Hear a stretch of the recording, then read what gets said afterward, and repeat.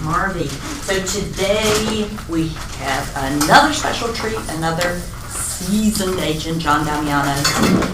John, I am, with your permission, sharing the contacts from my phone of the instructors with the Ignite students. So that'll be coming your way. So the focus today is on building your database, but pulling it together, growing it continually, even beyond the people you already know. And it's a mixed group of new to Atlanta, many years, so it's spectrum. And John this is going to be a treat. So he has his own PowerPoint presentation, which was that thick handout with the slides that he nicely provided room for you to take notes. Okay. Everybody got the PowerPoint? Yeah.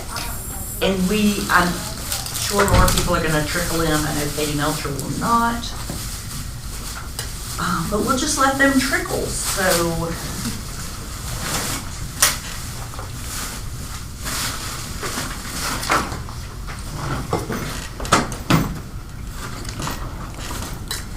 I'm going to just make sure we're totally good. No, because I messed with the thing here. Oh. So that's why.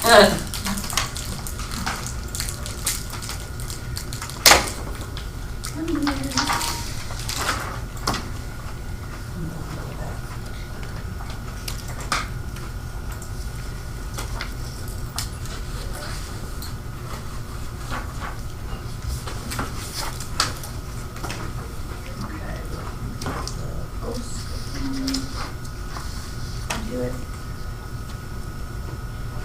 Sorry. Why did I do that? All right. Click on slideshow from the beginning. Yeah, that's where I was. There we go. Yeah. Perfect. Okay. My bad. We're trying to do multiple things. So thank you very much, John. He has lots of experience, and y'all are gonna so enjoy this. Yeah, I think we have named. Not because I'm old. I just have lots of So, to get started, yes, I've been in the business 18 years. This is a second career for me. I spent most of my life in retail business, running retail men's clothing companies. So when I decided that I had had enough after 30 years and I had ended up here in Atlanta, originally from Los Angeles, I said, gee whiz, how am I going to be able to build a real estate business and really sustain myself? So as you know, when you graduate from real estate school and they give you your license and they say you are now officially a real estate agent, and then you go, okay, now what? Yeah. Now what? So that is probably the most difficult thing that you'll face in real estate is where do you go from there? How do you develop a business, and how do you build a business that's going to be sustainable? So one of the things that I did, and I've always been about systems, and from my days in the retail business was, I need to have a process. I need to be able to know what I'm going to do every day when I wake up. I can't just sit around and let things happen. I have to get up in the morning, I got to get dressed. I have to feel like I'm going to my office every day and make a difference in order to grow my real estate business. So I wanted to master what I did. I wanted to make sure that I was good at what I did. I just didn't want to be a mediocre realtor. I wanted to make sure that I was able to sustain myself. So, mastery.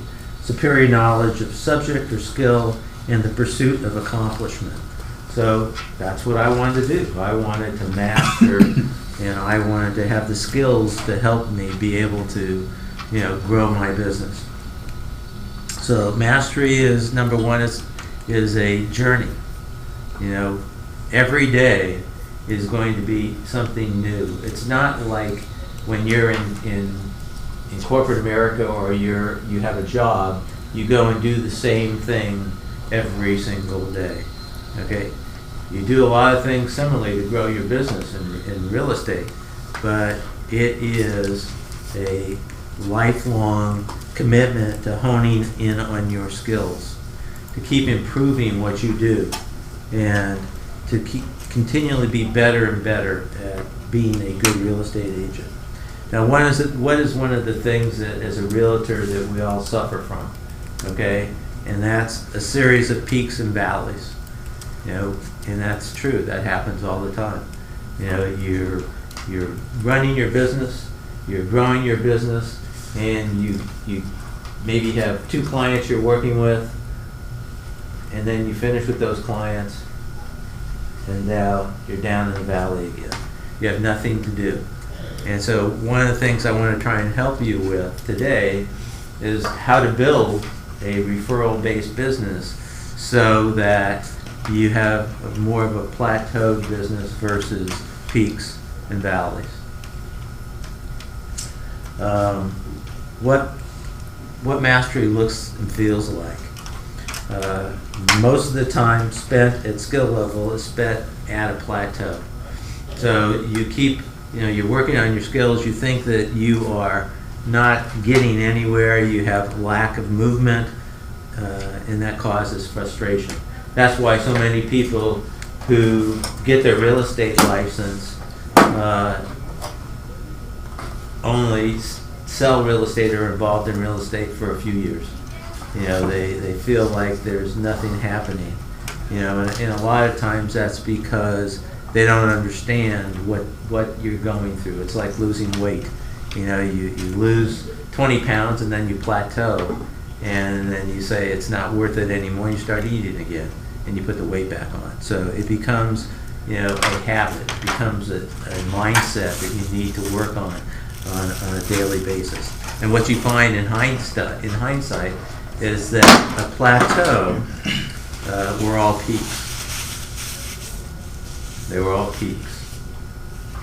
So what does that mean? That means that where you don't think you've got any movement going on, you really do. You're really growing, but you don't see it. And that's the same thing when you if you're losing weight, and you've lost 20 pounds, that really was a peak. You just need to keep moving. You can't get frustrated. So, which tendency do you have? Are you a dabbler? Jack of all trades and master of none? Okay. Are you obsessive, full throttle, and the engine crashes? Or are you the hacker? No reason to move from the easy street. So, one of the things, at this point, what I'd like to understand a little bit about each of you, and I know that probably yesterday you told a little bit about yourself, or this week, but I'd like to know a little bit about you. I'd like to know where you came from, your background, and that will help me as we go through, from this point, so I can understand, if you're a dabbler, if you're obsessive, or you're a hacker. So we'll start right here with Tony. I'm definitely not an obsessive person. My husband is, and so he teases me about that all the time. But I have a background in TV. Mm-hmm. I was a journalist with ABC News for 25 years, and then I was a senior producer at News One Now with Roland Martin on TV One, most recently a couple years ago. And I went to high school here in Atlanta, and then I moved to DC for college and just stayed there because I love the area. And then I'm just moving back this summer. I just moved back. Mm-hmm. So kind of picking up on some high school friendships and redeveloping those. And so I'm still in the process of meeting people, and I figured that this was something good to go through after news, you know, where it was just like on all the time. I liked the idea of setting my own hours and being my own boss, so decided to give this a try. Very good. Don't lose sight of the fact that, you know, just like you were on all the time in news, that, you know, don't become too complacent Yeah, and you know, trying to manage your real estate life. exactly. Ralph. John, I'm kind of driven. I have a multifaceted background. After education and a BS in mathematics and physics, I went to IBM and worked for them for 9 years in marketing. Mm-hmm. And then from that point on, I resigned the position and went into a song evangelism ministry for 40 years. And that's what I've been doing around the world for that period of time, is singing in large churches and small churches, and singing for a couple of presidents, and singing at the Vatican, and a lot of different places. You know, North America, South America, Europe, Asia, and Africa. So I've been around a lot doing that ministry. But now at a retirement age, and still wanting to be involved in work. I'm in real estate. I chose it because I thought it would be something that would be reasonable for me to do in my retired years, and finding it to be very interesting. So while I don't personally know a lot of people, a lot of people know me from just having seen me at a distance. And so for me, the challenge is to get to the point of having some of those connections really make a difference for me. Gotcha. Fantastic. Emily. Hi.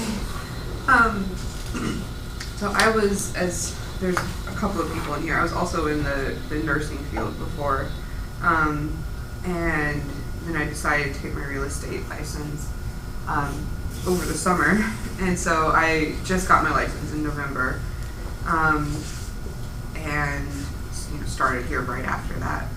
But I think I'm a little bit maybe of all of those. If I, you know, am going headfirst into something, I can become obsessive, but I can also dabble in a bunch of stuff and not really know where to put everything. And, you know, I think I'm a mixture of all three of them put together. Janet. Oh, I might be a dabbler. I started my career, my husband and I, my ex-husband and I were entrepreneurs. I started a computer company. Right. And sold diskettes through USA Today. I have owned a restaurant, a bike shop, owned my own real estate firm. But I got into real estate because our internet business, we had started this ISP out of our garage and grown this business in Charlotte. And as the phone companies and everyone else got into the internet business, my husband turned to me and said, if you want to continue to live the lifestyle you've become accustomed to, you need to go get a job. So I thought, well, the only thing I just love houses. And I just decided to go to real estate school, and it was a real natural for me. So I've been selling real estate since 2005.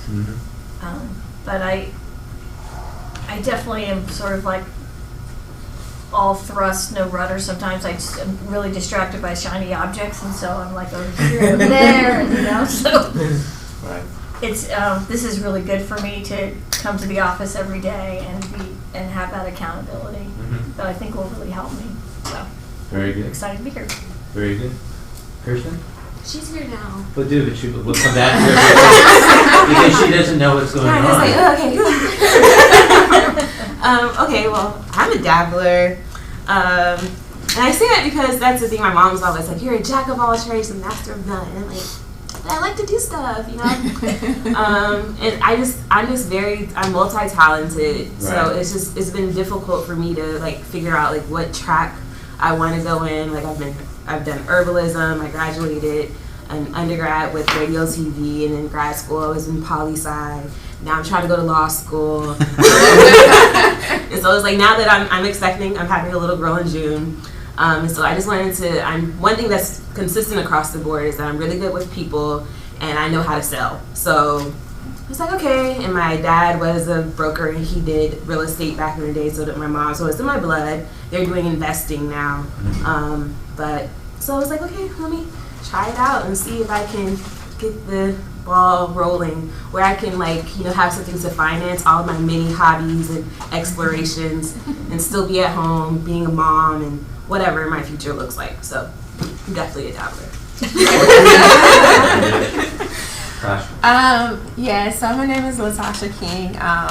I have been licensed since April of last year, but I haven't really gotten started yet because I'm also a professor. So I would say I'm probably on the obsessive,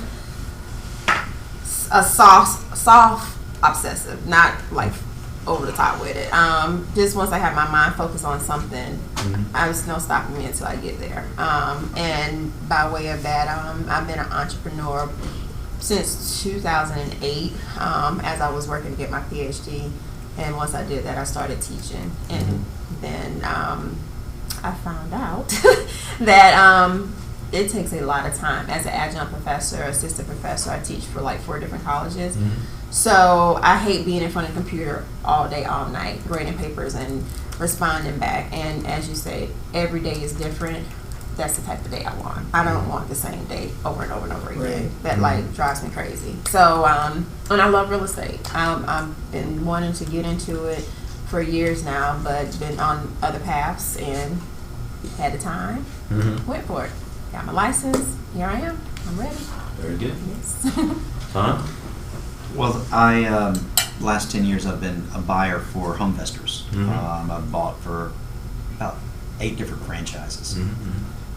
So been in and out of a lot of properties, been to the closing table a lot, have a lot of negotiating experience, so that's really, really handy. Just got my license a month and a half ago, 2 months ago, and so here I am. I'm more of a dabbler, probably fall a little bit into the hacker. I know that about myself, so I've got to, get up every day and keep myself motivated. Yeah. So, but I'm excited. I'm super excited right now. Cool. I've never had anybody to keep me accountable, and having that Terry, I mean, I don't want to let anybody down, so it's good news for that.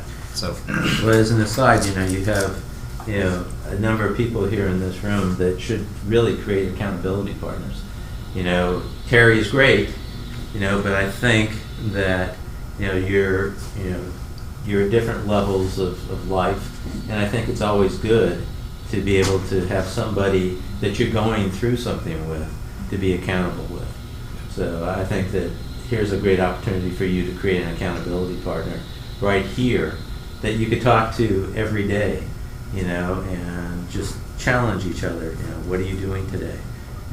How are you making a difference? So forth and so on. yeah, I like it. Anna, Good morning. good morning. So I have been in real estate for about 2 years now. Right. I just came over from Remax, so excited to start here. I would put myself in the hacker category. Right. I'm trying to break away from that, but a little bit, like a small percentage of the dabbler, like dabbing into new things. Right. But I fall in the hacker category. Right. Well, one of the things is that a lot of people get into real estate, their spouse, is doing quite well, and so therefore they want to have something to keep them busy. They're not really looking to build a business, and that's one of the things, again, coming out of my background. So, I spent, as I said earlier, over 30 years in the fashion men's clothing business. I was executive vice president of a chain of 80 stores in California and Nevada. I then, after doing that for over 20 years, I had left the clothing business and became president of a company called Barbecues Galore. We sold equipment, barbecue equipment. It was an Australian company. And then I was enticed to move to Dallas, Texas by a venture group that was making the acquisition of Busybody Fitness, and they needed a chief operating officer. So I moved to Dallas, Texas, and then my clothing roots came back. George Zimmer was a good friend of mine from Men's Warehouse, and we started a new division, and then eventually made the acquisition of K&G here in Atlanta, and that's what brought me to Atlanta to run K&G. after 5 years and dealing with sexual harassment and discrimination cases all over the United States, I said it wasn't fun anymore. So my wife liked it here, because I said, you want to go back to California? She liked it here, so she says, why don't you get into real estate? So I says, well, I had a good friend of mine in California who had gotten into real estate and has now 12 offices and has his own brokerage firm with RE/MAX and has his own escrow company, and so he's done quite well. So that's what I did. I joined RE/MAX Greater Atlanta here in Atlanta in 2002 and was with them, and after a short time started the Providence Group with Clax Underwood, who's my business partner, and we have been together for almost 18 years as partners. We have a number of people on our team, and we've become a very successful real estate group within Atlanta. So, but getting into real estate, I didn't know anybody. I mean, for all my life, I traveled all over the world. I didn't know anybody here in Atlanta. So I had to make, a couple of decisions. Getting into real estate, I had to figure out how I was going to do this. So when I went into real estate school, I said, I need to do this, get it going, get it started. But I also needed to have a system and a process. And so I actually got a real estate business coach. And while I was in real estate school, I was working on my business. I was thinking down the road. I wasn't just focused on learning the material. I needed to be able to know how I was going to sustain myself. And so that's what I did. And a lot of the material that you're going to be getting today from me is from the things that I got when I got into coaching and into going through real estate school, so that when I got out of real estate school, I could actually hit the ground running. And in RE/MAX, I was the rookie of the year my first year, and I was an old man. So, but I had to invest my time and effort. Had to get up every day. I got dressed every day, and I didn't, dress up casually. I dressed up. My whole life I was in clothing business, and I was always dressed for success. I always wanted to go out. I wanted to make a difference. I wanted people to remember who I was. So therefore, the 5 keys to mastery is surrender, is instruction, which you're getting here today, is practice. So you got to practice everything that you're going to be learning in these classes. You have to have intentionality. Okay, so you have to be very intentional about what you do, and you have to create the edge. Okay, what is your competitive advantage? What is it that people are going to remember about you? What are they going to say about you that's going to differentiate you from everybody else? Because there's lots of real estate agents. When I got into real estate in 2002, the market was really hot. So there was all these people who left corporate America to get into real estate. When the recession hit in 2008, all those people went back to corporate America, because they couldn't sustain themselves. So the other thing that you need to be focused on is that in real estate, you always have to have reserves. You should have at least 6 months reserves in the bank to sustain you, unless you have a spouse who is covering your overhead. But you need to be able to sustain yourself, because it doesn't happen overnight. Like I said earlier, you get your real estate license, okay, and there's nobody knocking on your door saying, I want you to find me a house or sell my house for me, because they don't know who you are. They're going to want to know, if you do get an appointment, they're going to know, well, tell me a little bit about yourself. You know, how many homes did you sell last year? Well, I wasn't in real estate last year. But what you have to do is you have to leverage your experience, your knowledge. Okay, so therefore, you know, I've been in business, you know, for 20 years, and, you know, I understand what it takes to provide exceptional service. I know what it takes to be able to get the job done. I know what it takes to net you as much money as we possibly can on the sale of your house. Well, I'm a great negotiator. So I know how to negotiate to get you the best deal. Does that make sense? Yes. No. So before we go on, I noticed you walked in, Oh, I'm sorry. and your name I'm is Chantel. Chantel. Yeah. Okay, very good. Did you get the handout? Yes. Okay, good. All right. So we talked about surrender, instruction, practice, intentionality in the edge. So surrender, okay? You have to be open to grow. You know, the older we are, we're all set in our ways. So you have to be open, okay? Be open to grow. You have to be open to grow. Instruction, okay? Continual commitment to learn.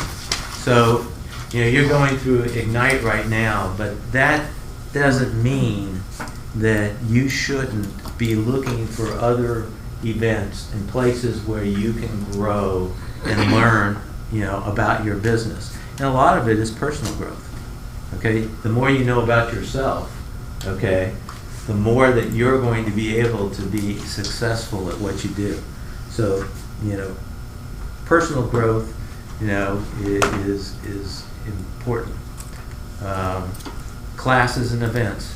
So there's all kinds of events and classes, you know, for realtors, you know, around Atlanta. And then training and coaching. So you have, you know, the one advantage you have here at Keller Williams is you have an on-site coach and Terry Cumming, and it doesn't cost you anything. You know, I paid for my coaching for a lot of years, you know, because it was important for me to have the systems and the knowledge and the ideas to help me grow my business. And then we talked about practice. So, you know, you have to practice continually. So that means, you know, repeated exercise in the performance of an activity or a skill. So here you have an opportunity, okay, within this group. As I said, you can have accountability partners, and you can practice scripts. You can practice, one could be, you know, the realtor, one could be a buyer, one could be a seller. So you can do and hone in on your skills with your accountability partner, you know, to help you so that when you do go out on your first listing appointment or you were working with your first buyer, you know, that you've already practiced. It's kind of like when I used to go into a meeting, a board meeting, okay, I always wanted to know what I was going to be facing. So I would have my team ask me, you know, hundreds and hundreds of questions so that I was always prepared, so that I didn't leave anything on the table when I got to the meeting. So it's the same thing in selling real estate. You know, the more practice that you do to be able to win that client, the better it's going to be. Does that make sense? Mm-hmm. Intentionality. So intentionality, having a purpose for everything you do. So when you get up in the morning, you know, what are the things that you're doing to grow your business? What are the things that you're doing to grow your business? So, and it becomes a routine, it's a ritual, you know. And one of the things, you know, that I always do, okay, is I like to meditate. I like to have a clear mind. I want to be open, you know, to what the day is going to bring. So, you know, it's important to have that balance in your life. One of the things, you know, that in my coaching, in the coaching program, was that our balance was spiritual, family, business, financial, and personal. And personal being physical and mental. So, you know, you in life you have to have that kind of balance. You can't be working all the time because it affects your family. Okay? You can't, be working all the time and not, understand about, the financial aspect of your business. It's like you said, the new shiny object that flashes in front of you, you're chasing it. You have to have a mindset. You have to be focused. Does that make sense? Yes. Okay. Having purpose for everything you do. The edge.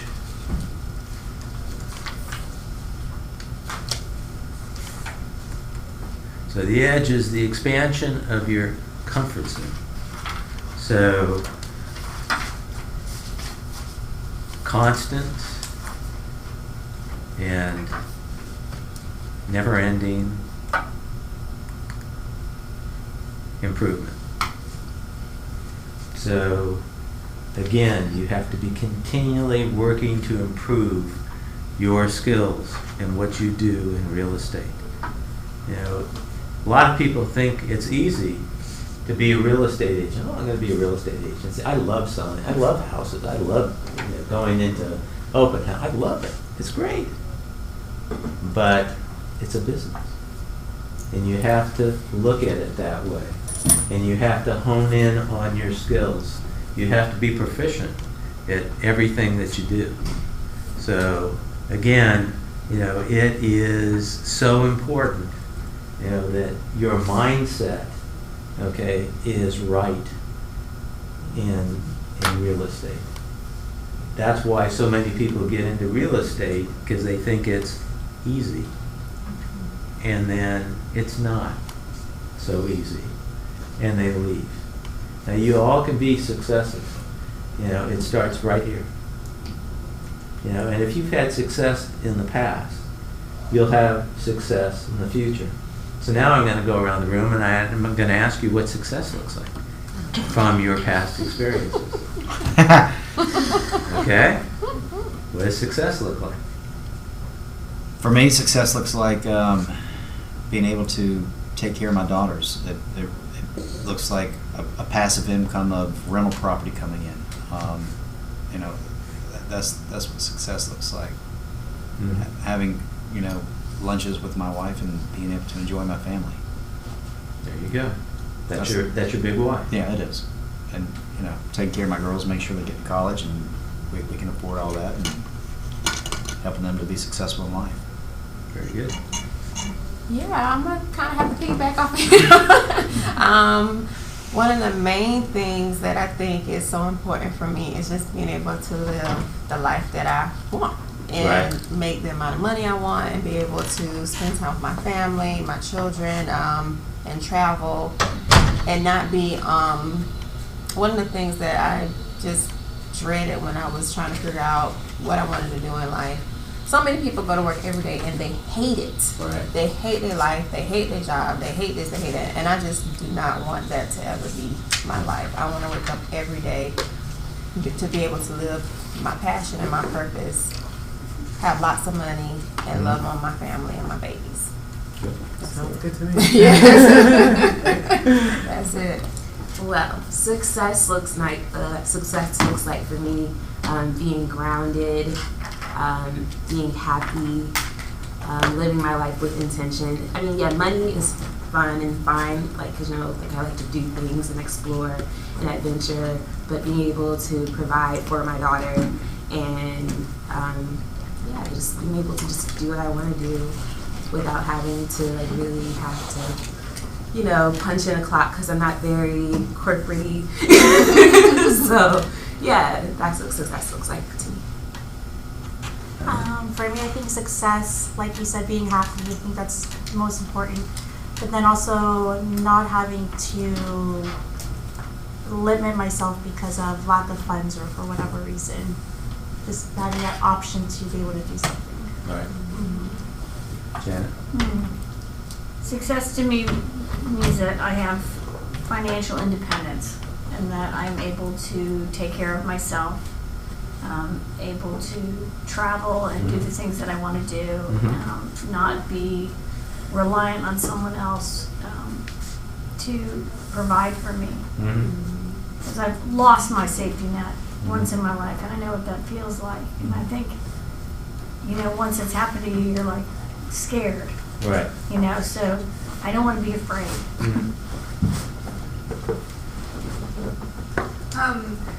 I think I don't have a child yet, but being able to provide for my future family that I hope to have, and being able to live comfortably, live the life that I want to live, and be able to have freedom and all that. I think that's my version of success.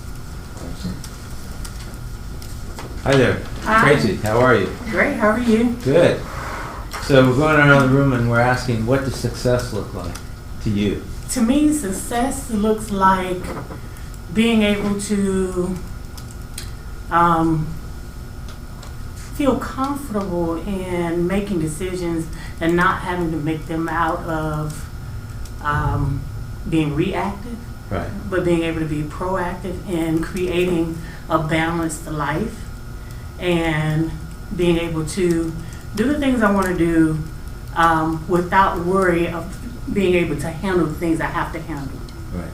So for me, success means being able to wake up, handle my day without pressure, stress-free life, Right. and it encompasses everything from spiritual, financial, family, and just being a whole person. Perfect. Perfect. Ralph. John, for me, it's family, faith, and fulfillment of purpose. I have a large family. I have 5 kids and 1 grandson. Mm-hmm. And my wife passed away 9 years ago, and I've been a single dad for all these 9 years. Mm-hmm. And so family is very important to me in terms of raising them in the way they should be raised, Right. providing for them. Right. And my faith is very important to me. Mhm. It's a balancing of what life is all about. It's not all about money. It's about Right. what your purpose is, and fulfillment of that purpose to which you believe you were called. Right. And that's what I did for 40 years that I think was for me. Mhm. So that's success. Mhm. Very good. I like that. Tony. I guess success for me is having a good quality of life and sort of leaving a legacy to my 2 sons. Right. They're millennials, and the workforce is just different for them. I mean, I worked at one job for 25 years. People don't really do that anymore. And thank God that I was able to, have a 401k put away and just have some savings there for them, Mhm. because I worry about them. Mm-hmm. And just being able to just focus on living and not just making a living. You know what I mean? So this is round 2 for me, and I think I did pretty well in chapter 1. So I'm pretty confident heading into the second phase of my life. Cool. Chantel? Success for me kind of encompasses everything that everybody says. I'm a perfect person of faith, so my purpose is really important to me and my children and my legacy. And I got into real estate the first time. I had gone through a divorce, and me and my kids had just come out of being homeless. Mm-hmm. And having worked with housing agencies, it was just something I never foresaw for myself. I got my first house at 18. My grandparents gifted it to me. And then there were structural issues I couldn't keep on top of at 18. The house that we grew up in with my mother has been leveled. And my grandmother, my great-grandfather, my grandmother's grandfather, he owned a plantation in Mississippi. And all of his children and all of his children's children and all of his children's children's children were born on that plantation. So to me, it feels like I need to correct something, to start having some properties, to start having some land, so that my children's children won't have my experiences. Very good. So now we know what success looks like to each other, right? Another good reason to have an accountability partner within this group. It's always nice to be transparent. As a man of faith, I'm also a man of faith, and so therefore, one of the things that we all need to do is we need to trust We need to do our best and trust God for the rest. And typically what happens is, things happen. I always look, I like to look out and look at nature, and I see the birds flying, and they never worry about food. They never worry about where they're going to live. They never worry about how they look, but they survive. And that was all part of God's plan. So for us as real estate agents, what are the things that we can do to achieve all those goals that you have, for success? And one of the things that, Keller Williams has is their 135, which is how you plan, your goals and your objectives. So you have your one thing, just like I said to Tom, he said, this is my one thing. I want to have this. And you should all have your one thing, that you're working for, that you're striving for. And then with that one thing, you should have 3 goals in order to hit the one thing. So how am I going to do that? Well, I'm going to do this, I'm going to do this, and I'm going to do this. And then you should have, for each goal, 5 strategies. What are the 5 things that you're going to be doing consistently? Okay, again, mindset. Consistently to hit the goal that's going to help you get to your one thing. Does that make sense? Mm-hmm. Yeah, and that's one of the biggest problems that people have, because they don't have a plan, they don't have a strategy. They get into real estate. Remember what I said, you get into real estate, they give you your real estate license and they say, see ya. What do I do? How do I, have those lives worth living? How do I have a life that, I am proud of? That I can leave a legacy to my family? That I can, be able to have significance in my life so that I can give back? Because the more that you can do from success to go to significance, from from basically starting at nothing, okay, from survival. So from survival to success to significance, okay. The more that I can do to get there, it's significance I can give back. Significance I can, give money away. I can be at the point where, you can give out in slices and you get back in loaves. What does Bill Gates do all the time? Okay, what does Warren Buffett do all the time? They're giving their money away. But they're making more money than they ever did. But they're giving it as much as they're making, they keep giving it away. So that's one of the things in real estate that you want to be able to get to that point, okay, so that you can live the lifestyles that you want to, so that you can have comfort. If you are a single parent, or you have a family, and you and your spouse want to be in a point where through your business that you funded, that you're able to live that life. Does that make sense? So the law of the harvest, the principle of sowing and reaping. So the one thing that you need, when you're growing something, is what? Seeds. You need, before seeds, Soil. you need soil. You need soil. So what is soil? Soil is your database. Soil is your database. Then you need seeds. And that's lead generation activities. And then you have to harvest. And the harvest is the referrals that you can get. So one of the things that I've been taught is that your database is your gold mine. That is your gold mine.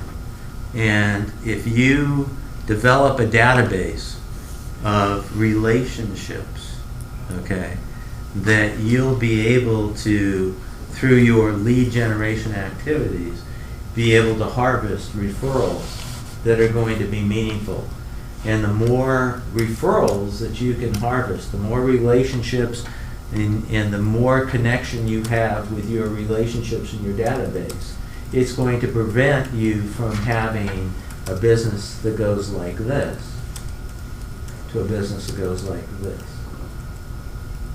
So you want to make sure that, you know, you develop that database.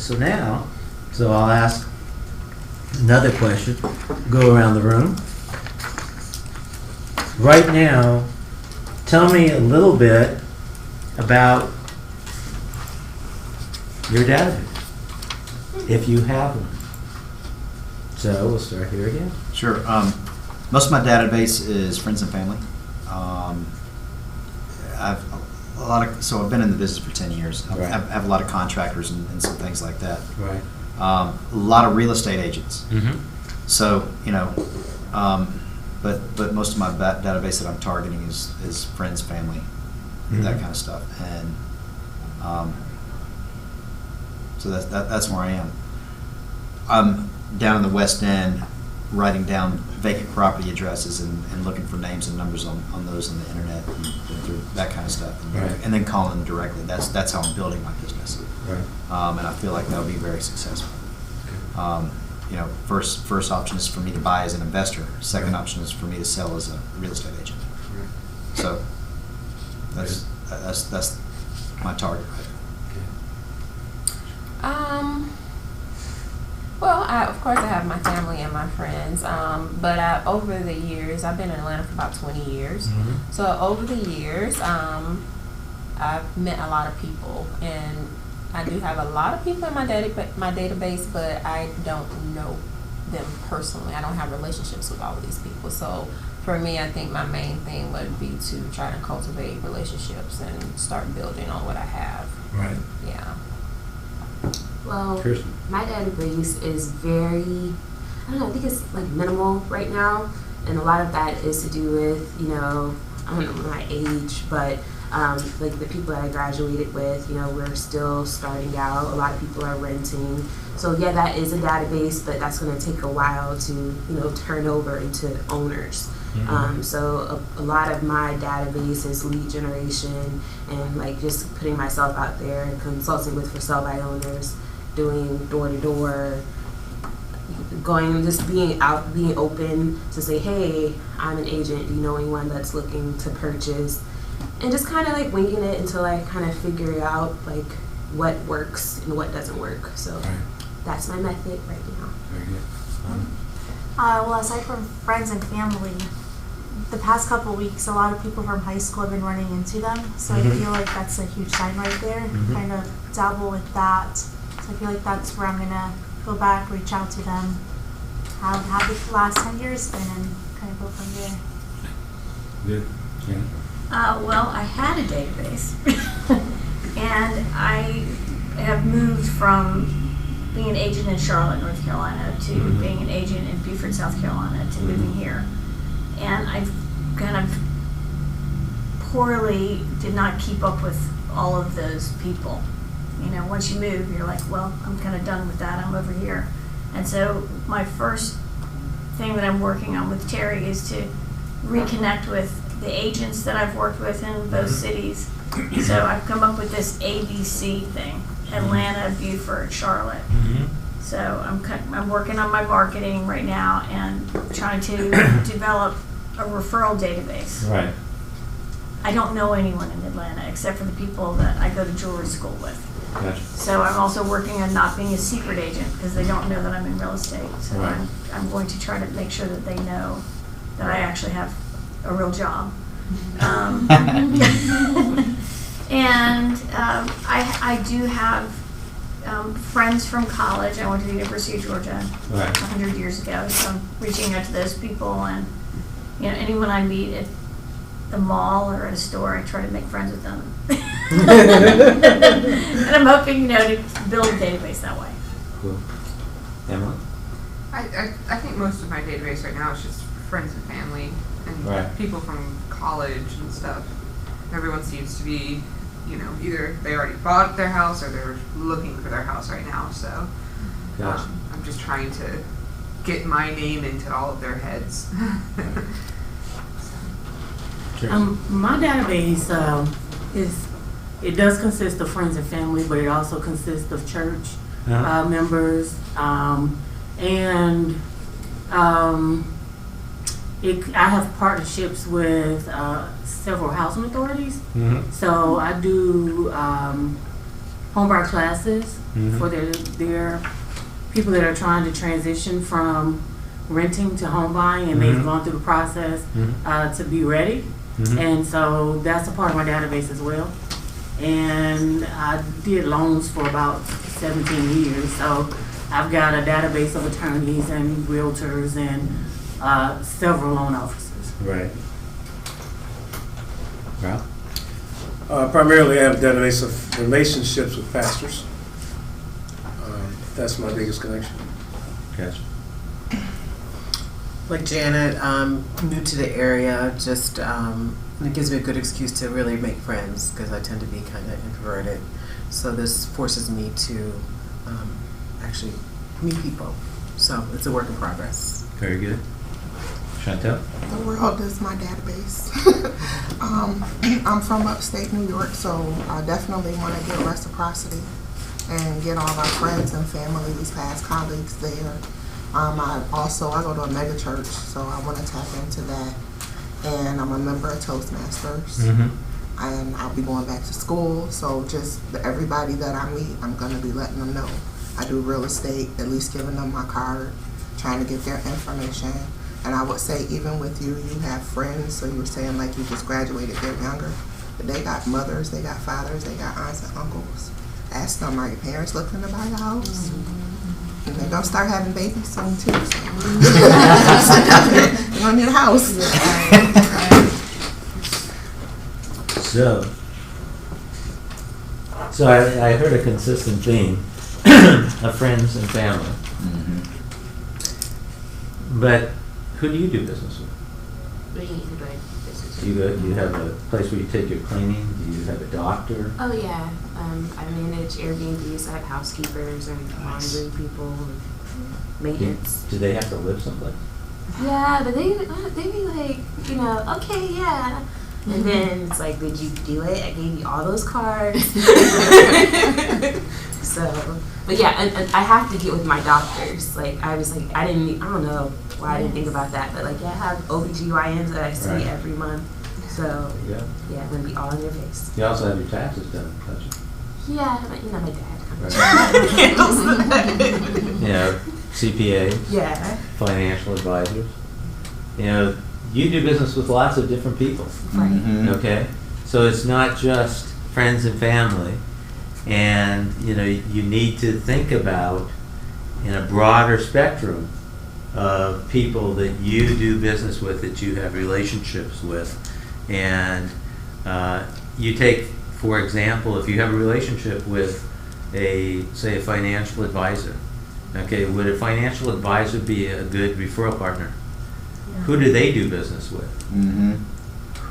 Would their clients be people that might want to downsize, upsize, or be looking for a real estate agent? So again, you need to think outside the box. The foundation of referrals, the importance of lead generation, success indicators, 15% technical knowledge, 85% lead generation. So you've sat through some of the sales meetings here at this office, and what is the consistent theme that you always hear? You hear lead generation, okay? Because I built my business from day one by referral, I don't cold call and I don't door knock.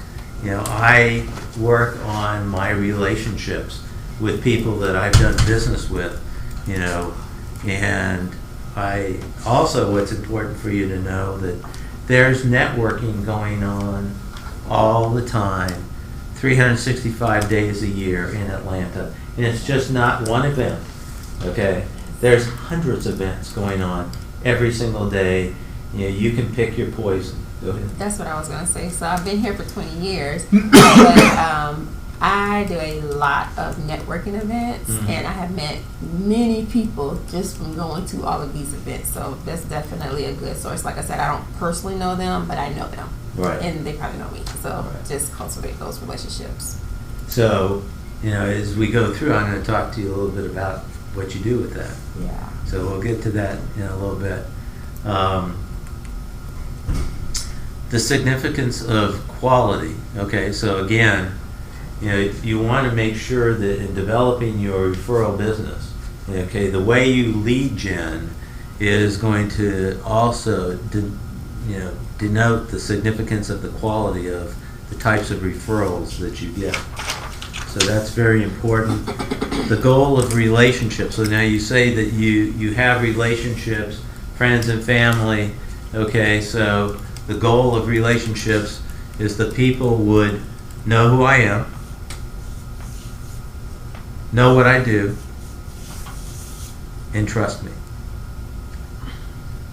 So again, if you write down all those people that you know, friends and family, people from school, all the things that every one of you said, how many of them really know you? And, a lot of people say, gee, I have 6,000 friends on Facebook, but do you have a relationship with them? Mm-hmm. Do they really know what you do?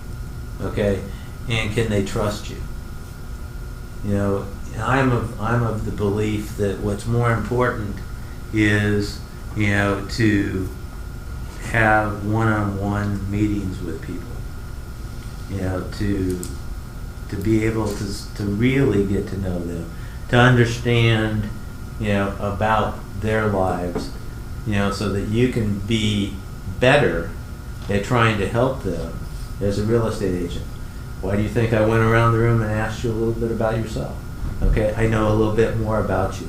I now have a connection with you. I now understand, and I am developing, a relationship with you.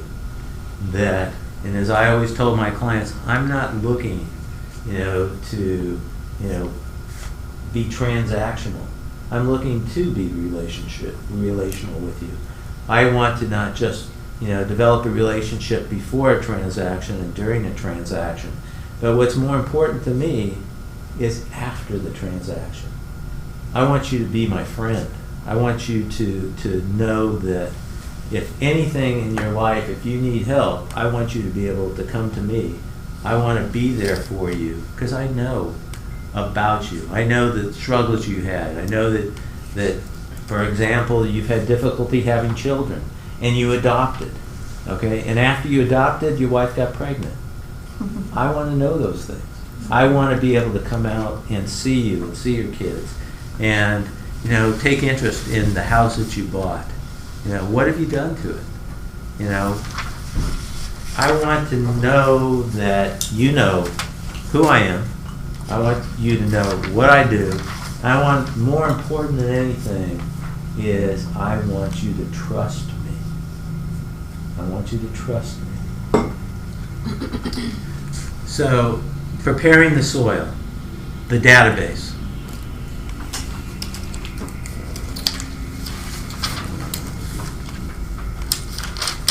Okay. A database is not a contact list. Okay. A database is not a contact list. A database is a list of relationships. Okay, so when I ask you, what does your database look like? More important is what kind of relationship do you have with the people on that list? What kind of relationship do you have with the people on that list?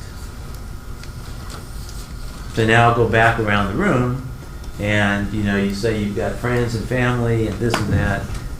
Okay, what kind of relationship do you have with them? Pretty good. Okay, so they know who you are, they know what you do. Well, they've known what I do for a long time. Now I've got to reintroduce them as my realtor hat.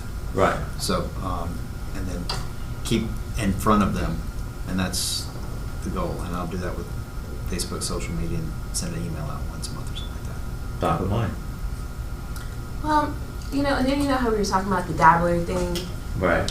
I've kind of had like a fear that since I've dabbled in so much, that now if I reach out to my friends or past, classmates or coworkers, like, oh yeah, I'm doing real estate now. They're like, oh great, she's doing something else now, So I don't know. I don't really know how to, like.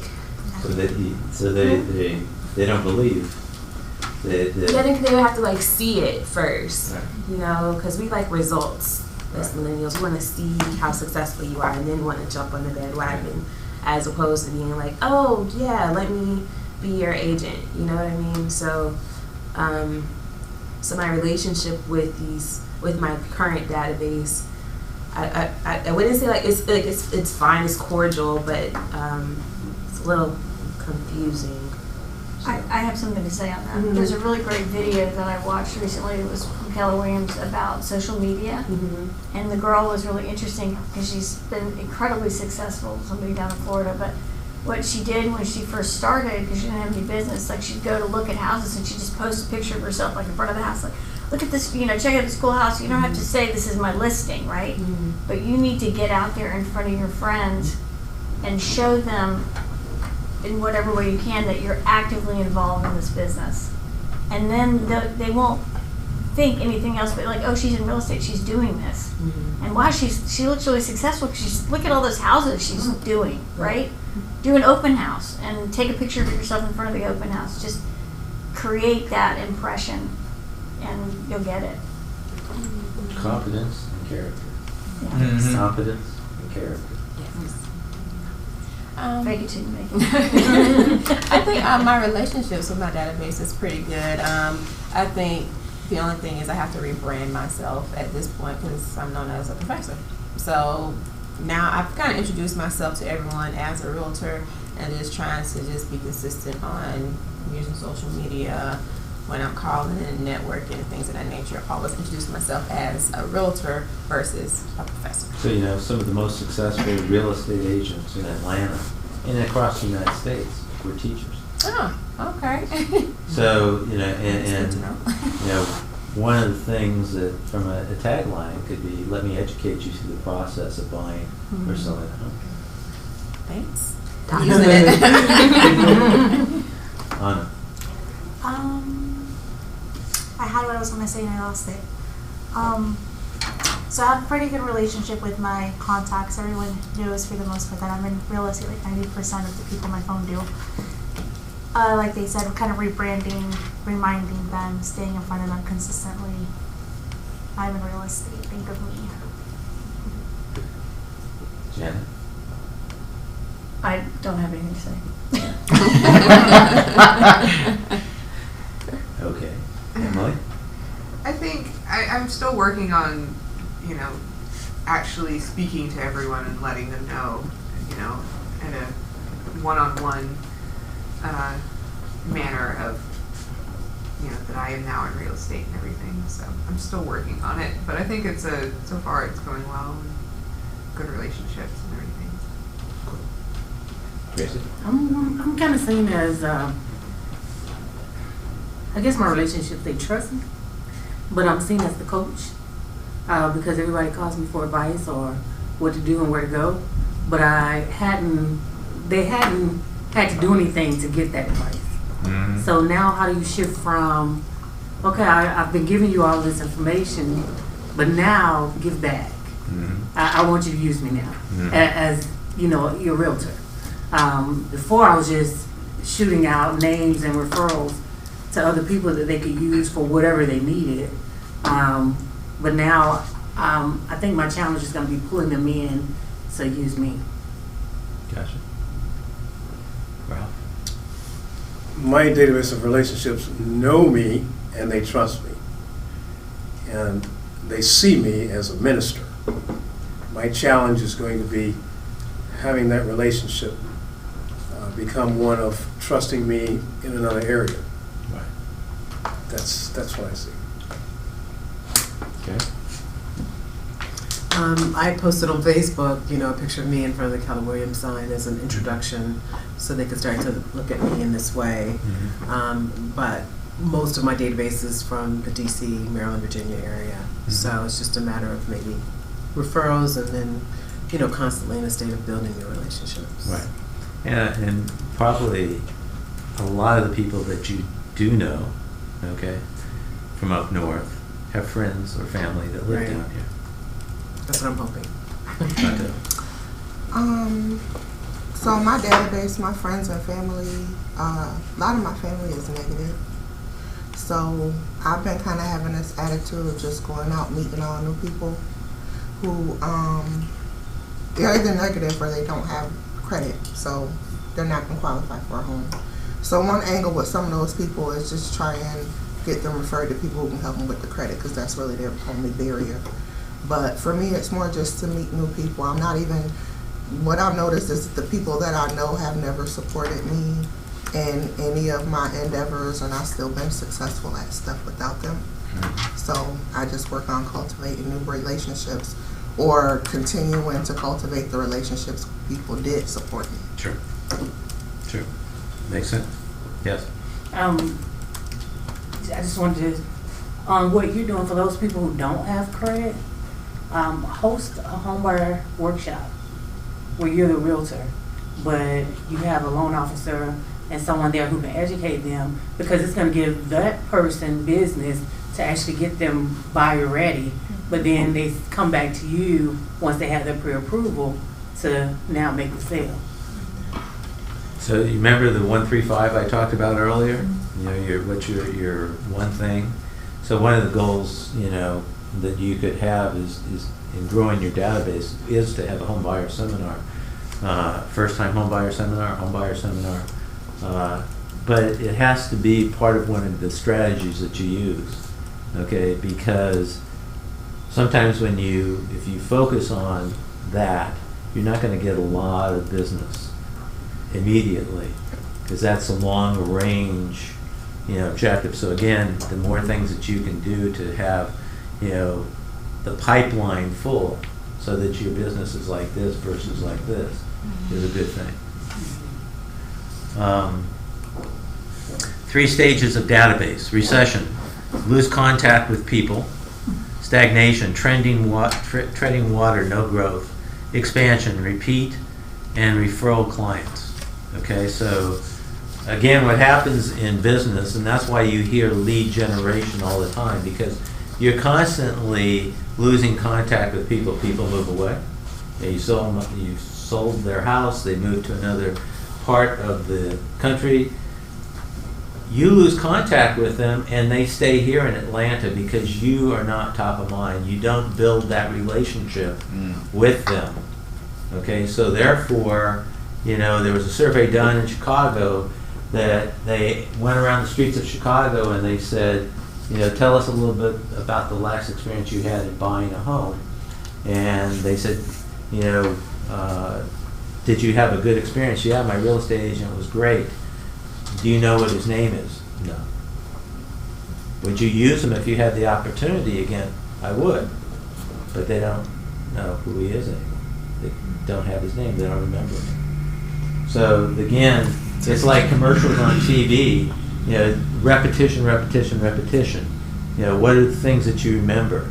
So how do you become top of mind? How do people remember you? They remember you by the relationships that you develop. You started to say something? No. So they remember you by your relationships. So again, you're going to lose people. If you don't lead generate, if you're not out meeting people and developing new relationships, you stagnate.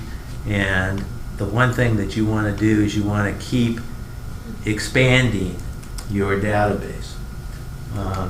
So here's a chart. This might be a little difficult to see, but in year 1, if you have in your database 100 people and you're able to close 1.5 transactions, okay, you've now expanded your database from the 100 to 15 transactions you closed to 115.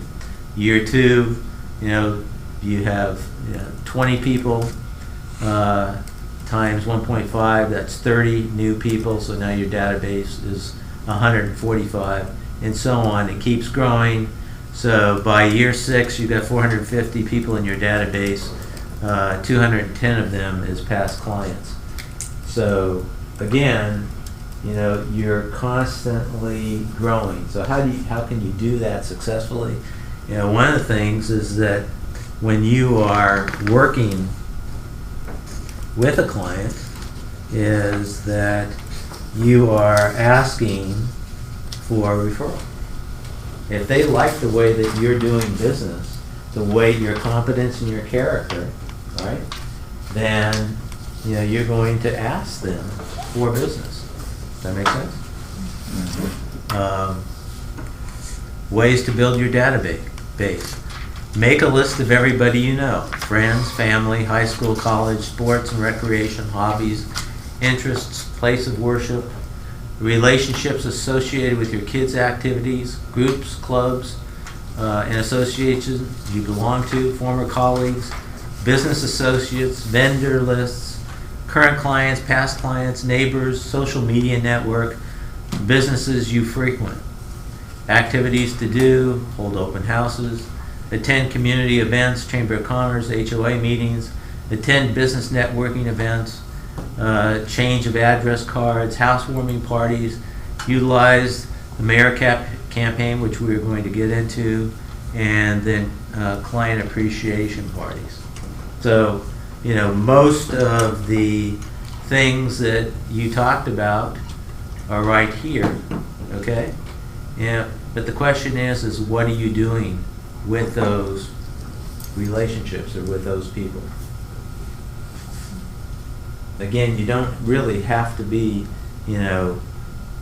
sold anything to be able to, start to do something.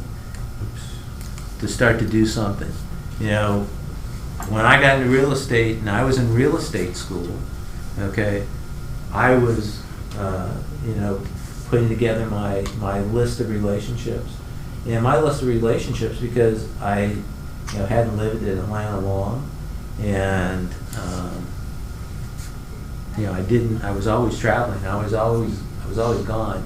So I really didn't know that many people. So I had to really think about, where my relationships were, and how I could, do things that were meaningful to be able to show my competence and character. That makes sense?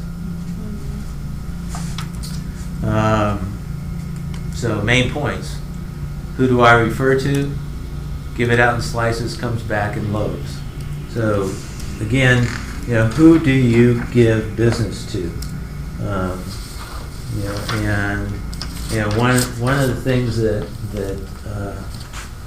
I've done over the years is I have tried to come from a place of giving. Okay? I never expect anything. I've always tried to help people. And so therefore it's the same in real estate. You give out referrals. You have meetings with people. You try to develop one-on-one, meetings. And I've created the 10 Commandments of networking. Okay? Have your networking tools with you at all times. So what are your networking tools? Your business card? Right. Set a goal for the number of people you want to meet. Okay, so you go to a networking event and you say, and this was what I did, is I said, I want to meet 5 new people today. I want to hand out 5 business cards. I only carry 5 business cards in my pocket because I want to hone in on the 5 people that I think, are going to be important. And one of the ways that you can tell in a networking event who's important are the people that act like hosts and not like guests. They're the people that are out there meeting people and being very active in the event. And that's what you want to do. You want to be the host, not the guest, in any event that you go to. you know, the interesting thing is that people have confidence in you. You know, again, character, you know, confidence. They have confidence in that person that is the light in the room. It's the light in the room. Listen and ask 4 W questions. What, where, when, and why. Give a lead or referral whenever impossible. Describe your product or service in 60 seconds. So how many of you have a 60-second infomercial about your business, about you? Good. You've been networking, yes. You do? Okay. Because you think about it, if you were in an elevator, right, and you're going down, okay, you've got 60 seconds to impress the person next to you. You know, how do you do that? And be able to tell them. Okay. Exchange business cards with the people you meet. Spend 10 minutes or less with each person you meet. So basically you're at a networking event, you know, you've got 10 minutes to know as much as you can about that person. So as you've got their business card, you know, you should be writing notes down on the back of it. Does that make sense? Follow up with the people you meet. That's probably the most important thing. Now you can go to hundreds of events, like I said, every day. There is hundreds of events going on, 365 in Atlanta. You know, there's Chamber of Commerce meetings, there's consulate meetings. I used to sit on the board of directors of the World Trade Center here in Atlanta, and so I was constantly meeting people. I was on the Global Affairs of Sandy Springs Chamber. Okay, I was on their board. I was on the board of the South African Chamber here in Atlanta. So I met lots of people. Okay, but there was lots of people that knew me, but there were certain people that I wanted to develop relationships with, and so I would follow up with the people with a personal note. I would call to schedule a meeting, and then I'd meet for a coffee or a lunch. So, for example, I might meet somebody and I'd get a personal note card. I'd write them a note, and I would say, gee, it was great meeting with you today. See, this is a blank note card, right? It was great meeting with you at the networking event. I liked, our conversation about, and you can, address the points that you wrote on the back. I'd love to get together with you for a cup of coffee to show you how I can help you build your business. Now, if someone sent you a note and says, gee, I'd like to get together with you and help you build your business, again, you're coming from a place of giving, right? Would you answer that? Yes. Now, you would also put your card in here, and then I had stickers that said, oh, by the way, I'm never too busy for any of your referrals. So my card would be attached. It would be in there. They'd have my note. They would give me a call, and we'd schedule a meeting at a Starbucks or somewhere, at Caribou Coffee, or we'd have lunch someplace. And basically, I spent the whole time listening. Tell me about your business. What are some of the challenges you have? Question for you. Yeah. How many of those have you done? I used to have staff days where I would go to a Starbucks and I would schedule 5 meetings with people. And so I would sit in the Starbucks all day, and people would see people coming and going. And I'd have on my real estate badge, and people would come up to me and they would say, gee, I heard you talking about this and that. Are you a consultant? Are you this? Are you that? I'm a real estate agent. Wow, gee, my real estate agent doesn't do that. Can I have your card? I started getting a number of referrals by doing that. But I would do at least, one a day when I first got into real estate. I was always meeting with people, always working toward building my business. And because I came out of corporate America, you know, I love business. I love business. So if I can, you know, learn about people's businesses and what the challenges are, that was fun for me to be able to give them advice. So if we met for an hour, you know, and sometimes it was longer, okay, then they would say, gee, you know, all we've done is talk about me. You know, how can I help you? How can I help you? You know, and you know, I would say to them, you know, there's, you know, a lot of real estate agents in Metro Atlanta. Lots of real estate agents. You know, the one thing that I want to do is I want to earn your respect and your trust so that you can refer people to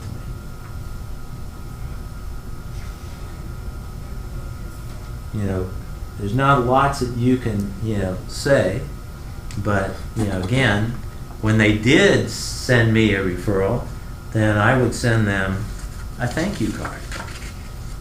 You know, and again, you know, it's from my company.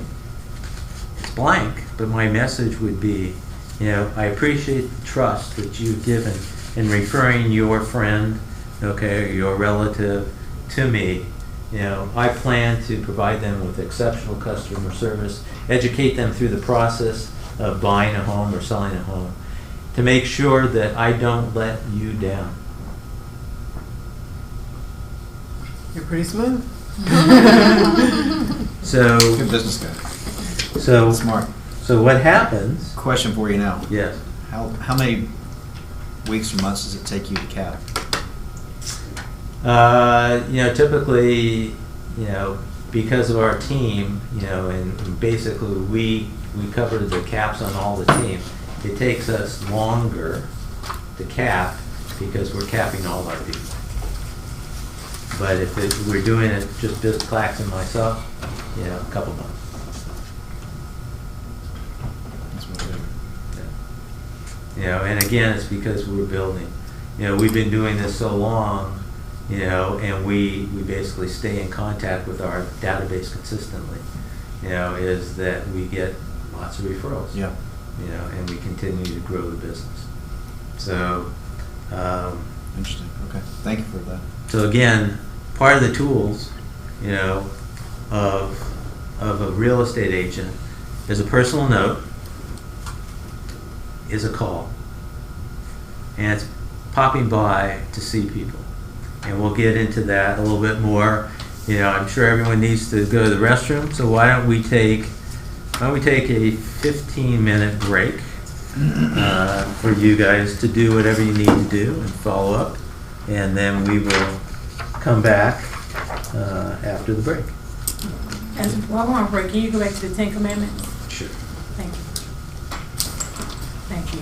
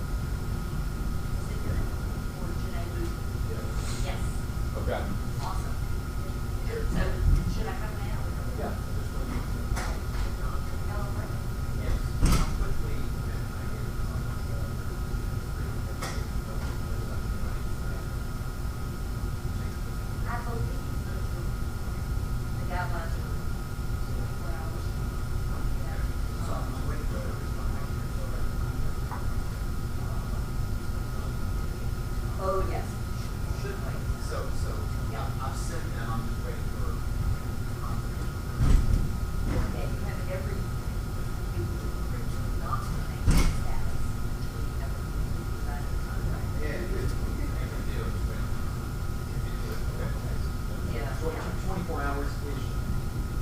I mean, the agent on the other side can start getting cut, but not 24 hours.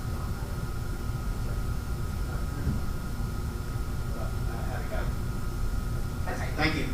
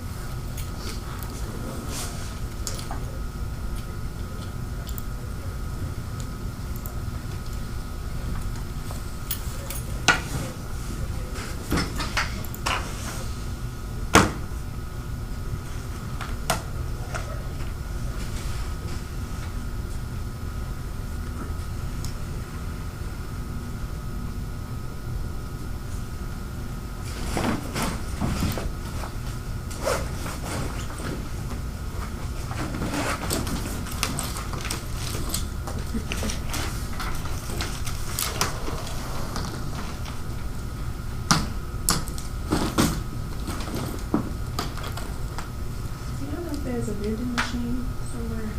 There is in the kitchen. A vending machine there? I think so. Or at least there's a drink one. A drink one? Thank you.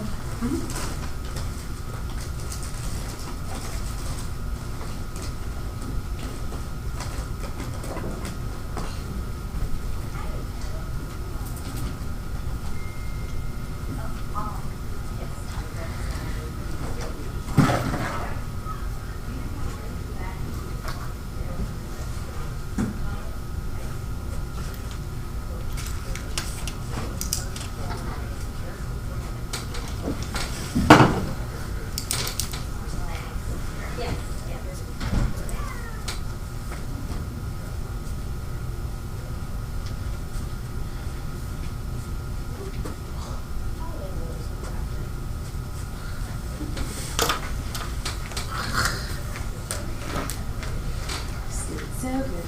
Can't relate for anything. And I tried. I was like, don't spill the coffee. Nope. First Spill thing, the coffee. do you know if they have teas up there? They do. They have Earl Grey and chai.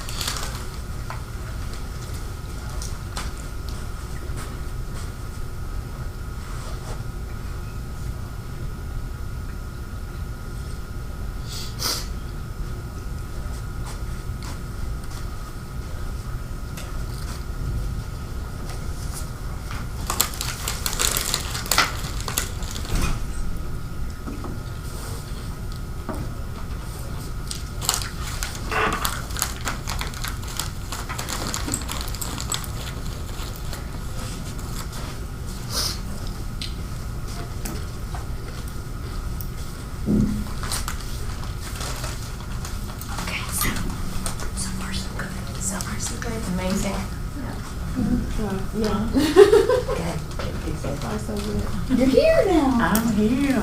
Okay, gang. Name tents. I'd rather be consistent. Either everybody take them home or let me take them. So which would y'all rather do? You can take it. Okay. Then when you put these in here at the end of class, just make a pile, please. Yeah, I'm happy to do that. Great. Thanks, Stacy. Okay. 1, 2, 3, 4, 5, 6, 7, 8, 9, 10. Somebody not signed in? Oh, me. I meant to do that.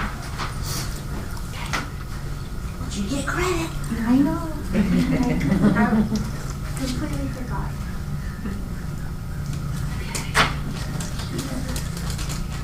I think another agent just joined our office that's going to jump in. Sorry. That's exciting. Yes.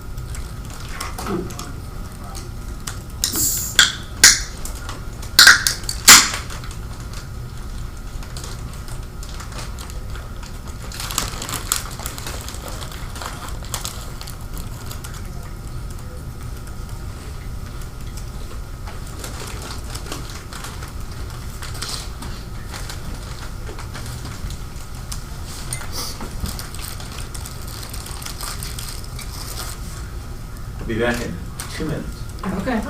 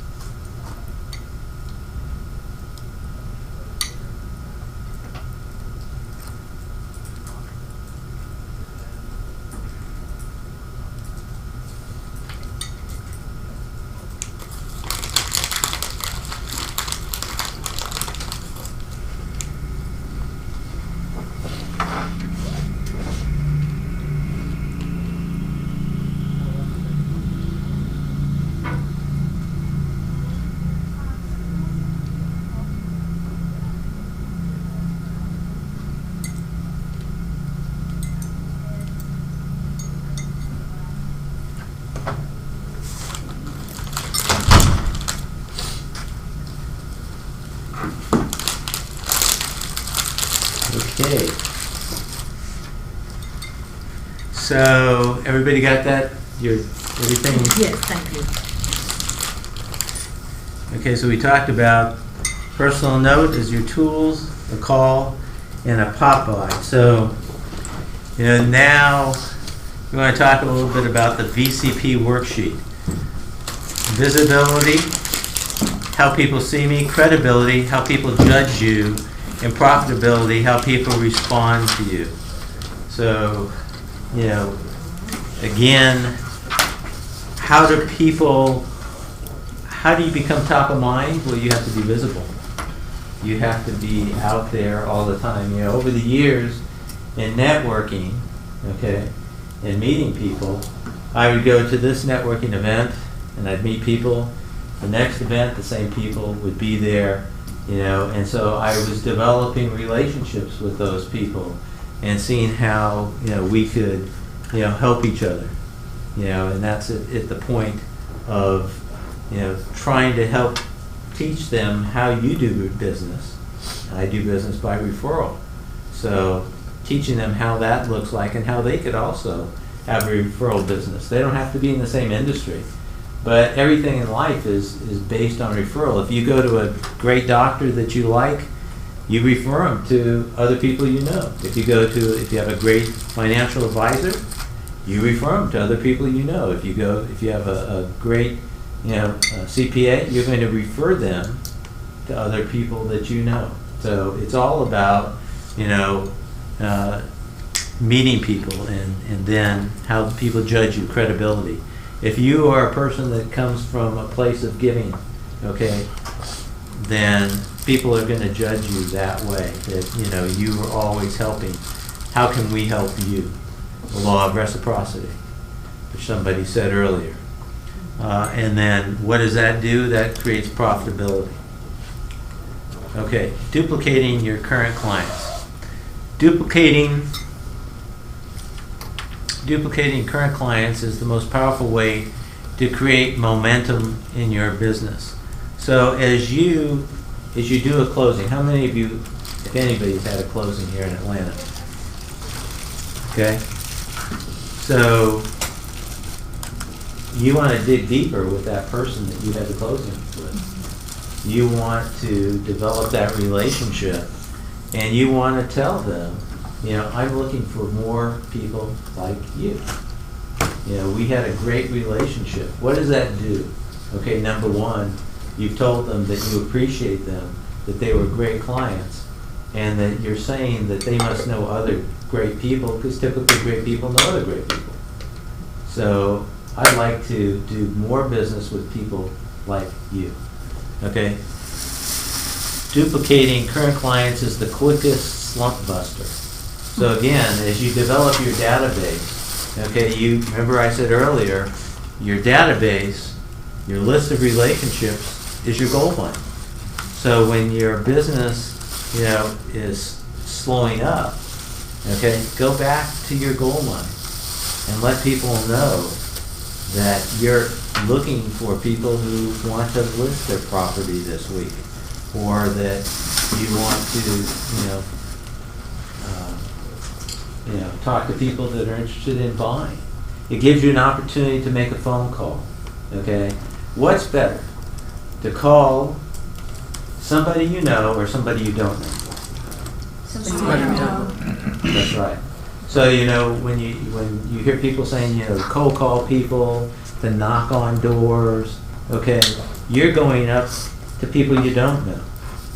But if you can talk to people you already know that you have a relationship with, what are the chances of you possibly getting a referral from them? It's greater. Much greater. So therefore, you know, personally, I don't believe in cold calling. I've never done it. I've never called it for sale by owner, yet I build a great business. And then when you're extremely busy duplicating clients and taking care of your A-plus clients, will keep momentum going. Okay, so we'll talk, you know, a little bit about what does that mean. The reticular activator. Our brain processes millions of bytes of information at the same time. The reticular activator creates our sense of perception. During a real estate transaction, our clients are intensely interested and involved. We control a huge amount of mind share of our clients during that transaction. So you might ask yourself, what is your reticular activator? So it's planting a seed in your head that, you know, keeps coming back. For example, if I said to you that, gee, I love, you know, the new Mercedes, I like the new Lexus RX 350. Okay, everywhere I go, okay, I'm going to see that car. Okay, because what you focus on expands. So your reticular activator, okay, is focused on that. Or you say, you know, I love the color red. So everywhere I go, you know, you see somebody wearing red. Again, it's what you focus on. So during a real estate transaction, okay, your client is very interested. They're intensely interested in that transaction. And so therefore, what do they do all the time? They're talking to their friends about the real estate transaction. They're talking about their real estate agent. They're talking about what's happened. They're talking about how you negotiated, you know, a great deal, or they're talking about how you netted more money for them in the sale of your house. So chances are, okay, if at that point in time you say to them, you know, anybody that you know that is interested in buying or selling a home, I would love to be able to provide them with the same type of professional care that I've given you. Okay, so as they're talking to their friends about their real estate transaction, what typically happens? You know, if you've got a relationship with somebody and you say, I'm buying a new house, all of a sudden they're going to keep hearing you talk about it, and they're going to say, well, gee whiz, you know, I think I want to buy a new house. I want to, you know, move. I want to go to, I like them. I want to move near them again, you know, especially if they were your neighbors, right? So then what's going to happen? Tell them about your experience you had with getting your own. That's right. And they're going to want a referral. So therefore, you're going to be able to say, you know, Kirsten, you know, I have my friend who's also looking to buy a house. I'm going to refer them to you. What's the greatest compliment? You know, is a referral from somebody that you're working with. So typically within a transaction, okay, you have the opportunity to not get one, not get two, but potentially 3 referrals from that same client, because they also know more than one person. So again, if based on the type of service that you provide, okay, your opportunity is going to grow. Okay, so now while you're working with them, 3 other opportunities have come up. What does that do to your pipeline? Increases it. That's right. So it's not like you have nothing after this transaction. Okay, but you have to be, you know, deliberate. You have to ask for the referral, and sometimes it's subliminally. So therefore, you know, when I'm working with a client, I might drop them a note and just say, you know, this is what's happening, blah blah blah. You know, not to worry. You know that, you know, we're moving toward closing, and the sticker. Oh, by the way, I'm never too busy for any of your referrals. That makes sense? Mm-hmm. So you're always setting the tone. Okay, the 3 main points. Explain to each client how you work, how unique your business is, explain how vital referrals are to their specific transaction, ask them to duplicate themselves. Utilize every opportunity to get face-to-face with your clients during your transaction together. So, you know, I'm sure that you'll be, you know, taking, as you get buyers, you're going to be setting up a buyer's meeting with them. So that's the first opportunity you have to explain to them, you know, your unique business proposition and how you do business.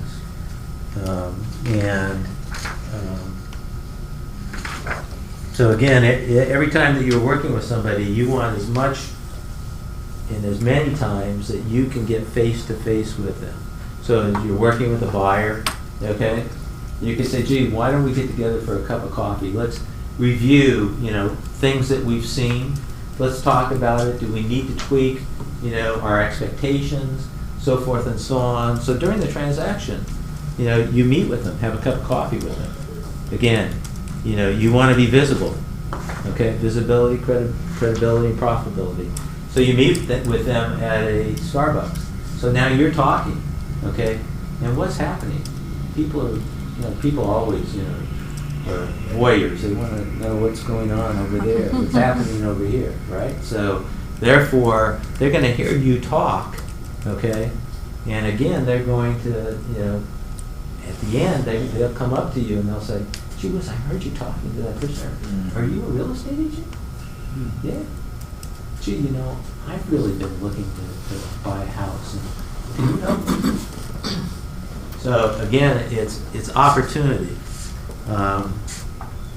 So what you want to do, explain to each client how you work, how unique your business is. Take your clients on a cook's tour of your business. Explain your business like they don't know anything about real estate, and tell them how other realtors work, and then tell them how you work. So, you could say, and I've done it for years, by the way, basically, I run my business a little different than most real estate agents. My business is 100% by referral. I don't knock on doors. I don't cold call people, especially at night when they're about to sit down for dinner, or first thing in the morning when they haven't even gotten their first cup of coffee. I don't do any of those things. My business is built 100% by referral. My focus is on developing relationships with my database, so that all I ask is that while I work with my clients, that they refer people of like quality.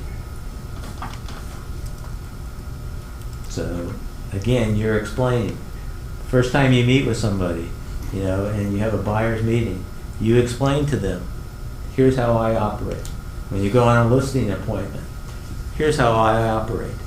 So you're building, remember reticular activator, you're building in their mind, okay, I want you to refer somebody to me.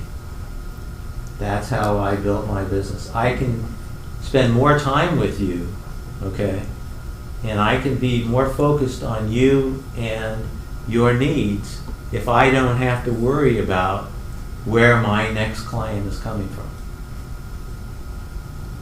Does that make sense? So again, you're just subliminally, working, and again, you're saying, how other realtors work. They cold call, they door knock, they call for sale by owners or expired listings. Don't do any of that. I don't do any of that because it's activities that aren't going to get me a warm referral. Those are all cold. That's why it's called cold. Okay, how many of you like to be cold? It's better than being hot. Warm. Not sure. Warm referrals. I told my husband he had to promise to love, honor, and air condition. I hate being hot. Oh, that's a good one. So, explain how vital referrals are to their specific transaction and ask them to duplicate themselves. Again, because you work by referral, 100% of your time, energy, and resources are invested back into your clients. You can serve your clients at the deepest levels without worrying about where your next clients are coming from. All you ask in return is that even while we're in our transaction together, I'm asking you to refer me to other people of comparable quality to yourself. So what does that say to you? Take off your real estate cap now. What does that say to you? If you were looking to buy or sell a home, how would you take that? That's a huge compliment. Yeah. That's right. So again, remember competence and character. Everything that you're doing, you're building competence and character. And you talk about Kirsten, people don't take you seriously because you've done a lot of different things. But that's how you change. I said I fear they won't. Right. I don't know because I'm scared. But the way to solve that is by the things that you do. Okay, the activities that you do. It's again, every day when you get up, okay, it's not, what am I going to do today? You have a plan, 1, 3, 5. You know what you got to do. You know what you got to who you got to meet, and if you start developing a business, you start getting business. The things that you've got to do every single day. It's all a mindset. It's all a mindset. How do I work? So I don't do any of that. 100% of my time, energy, and resources are spent serving you and my other clients at the deepest levels. I devote myself to serving the needs of my clients before, during, and after each transaction. All I ask is that while I'm working for you, I'd like you to refer me to people of comparable quality to yourself, who are thinking of the type of service I provide and who would appreciate this same level of attention. You can see, as long as you and my other clients keep referring me, I don't have to go out prospecting like everyone else, and I can do an even better job working for you. Does that make sense? And that's what you will say. That's a dialogue that you can use when you meet with people that will make you stand out, will differentiate you from everybody else. And that's our objective, okay? You know, as I said earlier, you know, there's a lot of real estate agents out there. There are a lot of real estate agents, you know, and a lot of them who've been in business a long time. So how do you differentiate yourself? You know, you don't have to be in real estate for 20 years to make a difference. You know, there's been successful real estate agents who in their first year killed it because they did these types of things. You know, they invested their time and energies in relationships and creating that trust within the people that they know. Make sense?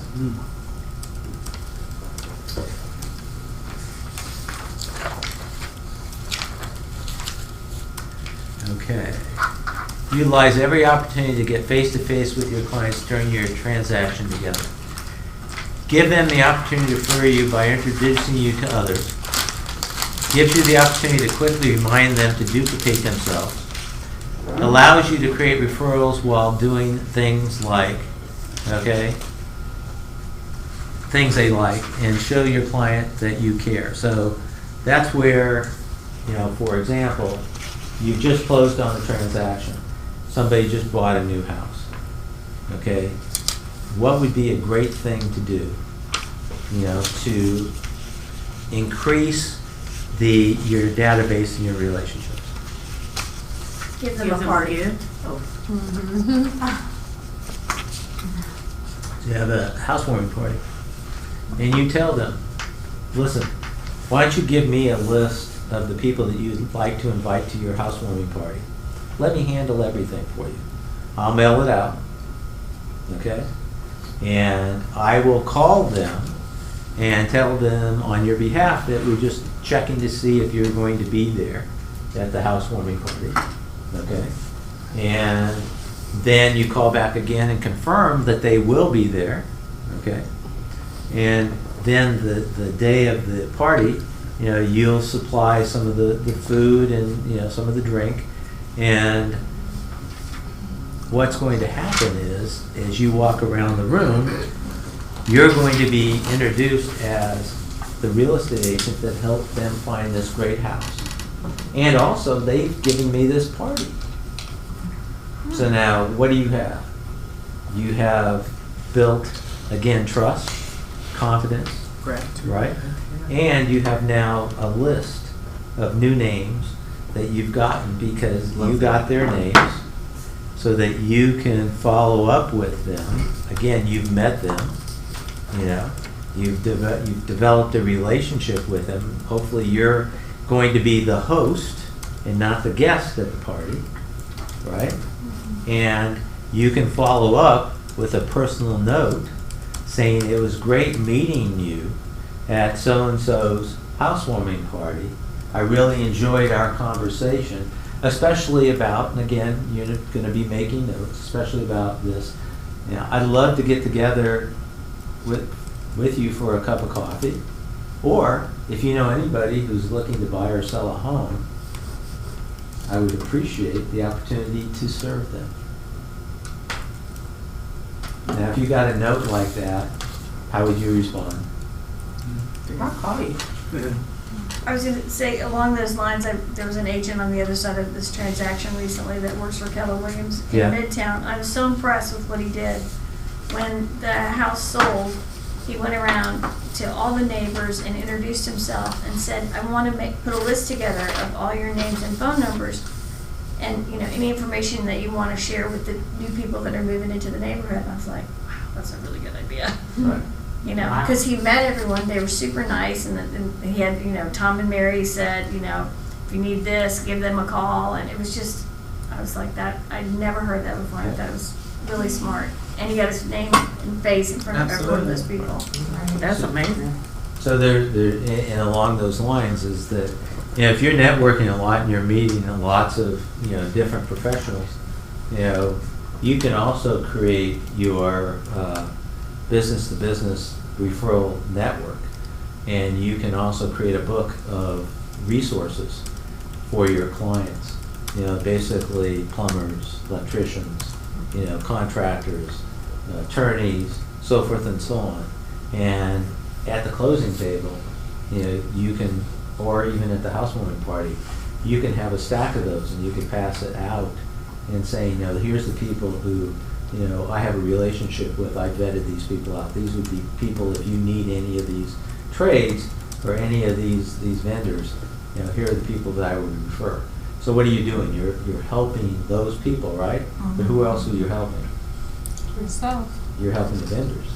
You're helping those people because they're going to hopefully get referrals, and you're going to say that if you do want to talk to Charlie, you know, tell them that, you know, you had gotten their name from John Damiano's referral source network. Make sense? Okay, activities. Okay, what are some of the things that you can be doing, you know, during a transaction? Okay, deliver contracts to their office, go to their office to get various signatures. So, you know, right now we have, you know, Dotloop, everything's done electronically. But you can still go to their office. You can go with an iPad because you can sign documents on an iPad and basically say, gee, can I come to your office? You know, I can have you sign this electronically, but I want to go over a few things with you. Okay? Again, what are you doing? You know, you go to their office or where they work.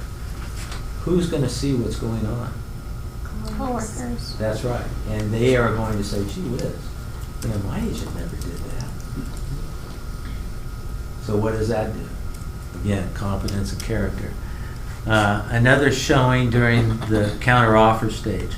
So again, while you're going through the process, say you put an offer on a house, you know, and you're going through a counter-offer stage, you can say to them, listen, if this doesn't go through, what we need to do is we need to continue to look. So I don't want you to fall in love with this house, because if we don't get it, we need to have, you know, plan B. That makes sense? Again, you know, you're showing your competence. Okay. Listing presentations. Okay. Showing homes. Doing pop buys. Again, pop buys. Okay, what is a pop buy? So a pop buy. Meeting for coffee? Huh? Meeting for coffee? Well, it's a meeting for coffee, but it's also going to their house, popping by. You can go to the dollar store and get a bunch of little things, you know, and basically go to their house, a little note, you know, and basically give them something and say, listen, you know, I don't like to come to anybody's house, you know, empty-handed. I brought by, I thought I'd pop by and see you, see how your house is looking, you know, see what the things that have you done to it. And by the way, here's something that I think that, you know, you would like. Okay? So, you know, we've given anything from, you know, potholders, we've given, you know, seeds to plant, we've given popcorn, you know, all kinds of different things that we've done, given big bottles of ketchup, relish, and mustard, you know. What about bottles of wine? I've given bottles of wine. I've given bottles of wine. So doing pop-bys, making phone calls, writing notes, networking, send, deliver flowers on closing day, see them directly after the transaction is closed, deliver pizza on moving day, learning and growing, prioritizing and planning. So again, these are all activities that you can do while you're in the transaction. And constantly, you know, reticular activator, you keep repeating. I'm looking for people of like quality. So if you know anybody who's looking, you know, to buy or sell a home, right?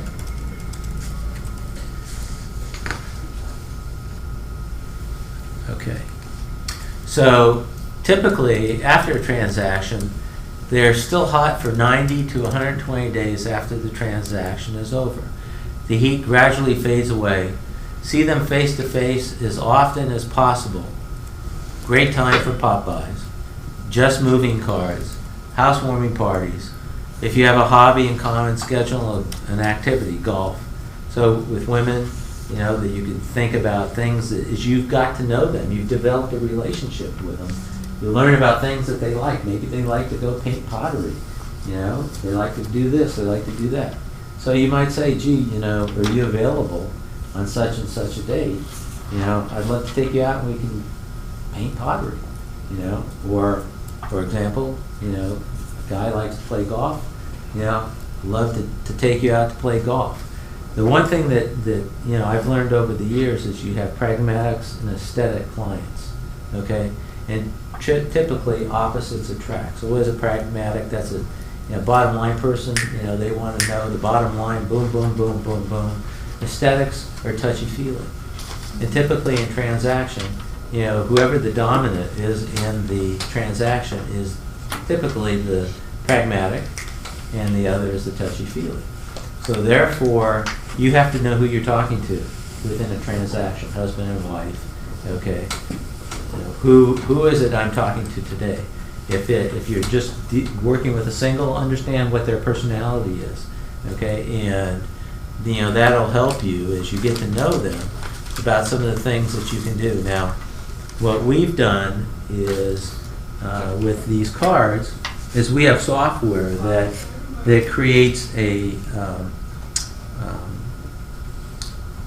picture of their house in watercolor. So it does a watercolor of their house, and we put it on the card, okay, and then it says we've moved, okay, and then inside it says, you know, here's our new address, blah blah blah. And we do that for them. We prepare these, we give it to them at closing. We also make labels that has their new address on it with that same watercolor picture. So now we give it to them and say, listen, why don't you mail these out to people, you know, so that way they know where you moved to. And then at the same time, we're going to be scheduling a housewarming party. We tell them that up front. You know, after we close, we're going to do a housewarming party, so that way they can prepare for it. Always saying, you know, remember we're going to party at the end. We're always going to party. Okay, people love to party. So, you know, that's one of the things. So again, they're hot. You know, 90 to 120 days. That's the hottest period of time. You know, and that's the time you really want to develop that relationship. Remember I said, it's not just about before or during a transaction. After the transaction is when you seal that relationship, and that's when you're going to be able to grow and have that pipeline full because of that. And you're going to continue that relationship even after that 120 days. I mean, I have clients now that I sold them a house, you know, 15 years ago that still call me. The people that call me for advice, you know, that I've known over the years. I've had clients that you know have bought rapidly, you know, over the years. They keep moving. They've probably moved, you know, 7 or 8 times, you know, in a 15-year period. So again, it's because I stay in touch. I'm top of mind, you know, and that's what you want to do. You want to build a business. Remember the dreams that you all had? What did success look like? Mm-hmm. Well, success basically looks like that. Is that you have a business that basically is you can have fun with, you can have parties, you can develop relationships, and basically the referrals keep coming. Does that make sense? Okay. The Pareto principle. 80% of your results come from 20% of the people. So prioritize your database. Okay. A+ have sent you multiple referrals. A's, most likely to refer you. B's, would refer you if asked and shown how. C, might refer you in the future. O, online contacts to be moved up to C's. And D's, to be deleted from your database. Okay? So again, as you're out networking, meeting people, okay, and you start developing your business, you start to develop your character and competence, at some point you want to sort your database, and you want to be able to, you know, look at the people who have given you multiple referrals. Okay, people who have given you multiple referrals are the people you want to spend the most time with. Okay, you want to dig deeper with those people. You want to have lunch with them once a month. You want to know what's going on in their life. If they're, you know, kids are going off to college, you might want to, you know, as you're having a conversation, you're always listening. You might want to send them a book about being an empty nester, okay? Or you might want to send them an article.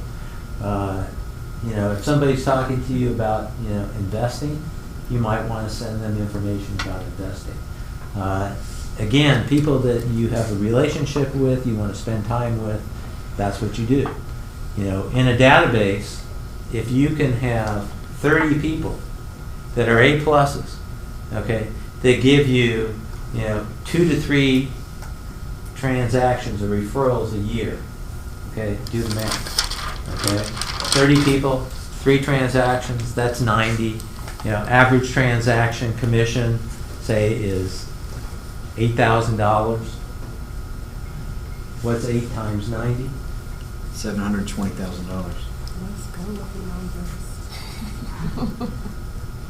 So do you need lots of people? That's why you dig deeper. You know, you just do the math. You know, that's where your activities are. Those are the things that you get up every morning and you want to, you know, you can't wait to get out. You know, that's your air. That's what's going to help you have that, you know, lifestyle that you can say truly is successful. How do you reward those people who give you multiple referrals? Like what? You buy them lunch, you send them a book, you send them Gift card to a gift restaurant. card, or you can take them to a ball game, or you can, you know. That's a better idea. I like that. Go. Yeah. Take them to dinner. Yeah. Yeah. Take them to dinner. You know, you don't give them dinner. You take them. You're spending time with them. What do you want to do? When you have friends, what do you want to do? You want to spend time with them, right? You want to know what's going on in their lives. So the more that you know about what's going on in their lives, right? The closer you are to them, The closer you are to them. They're going to refer You know? I like it.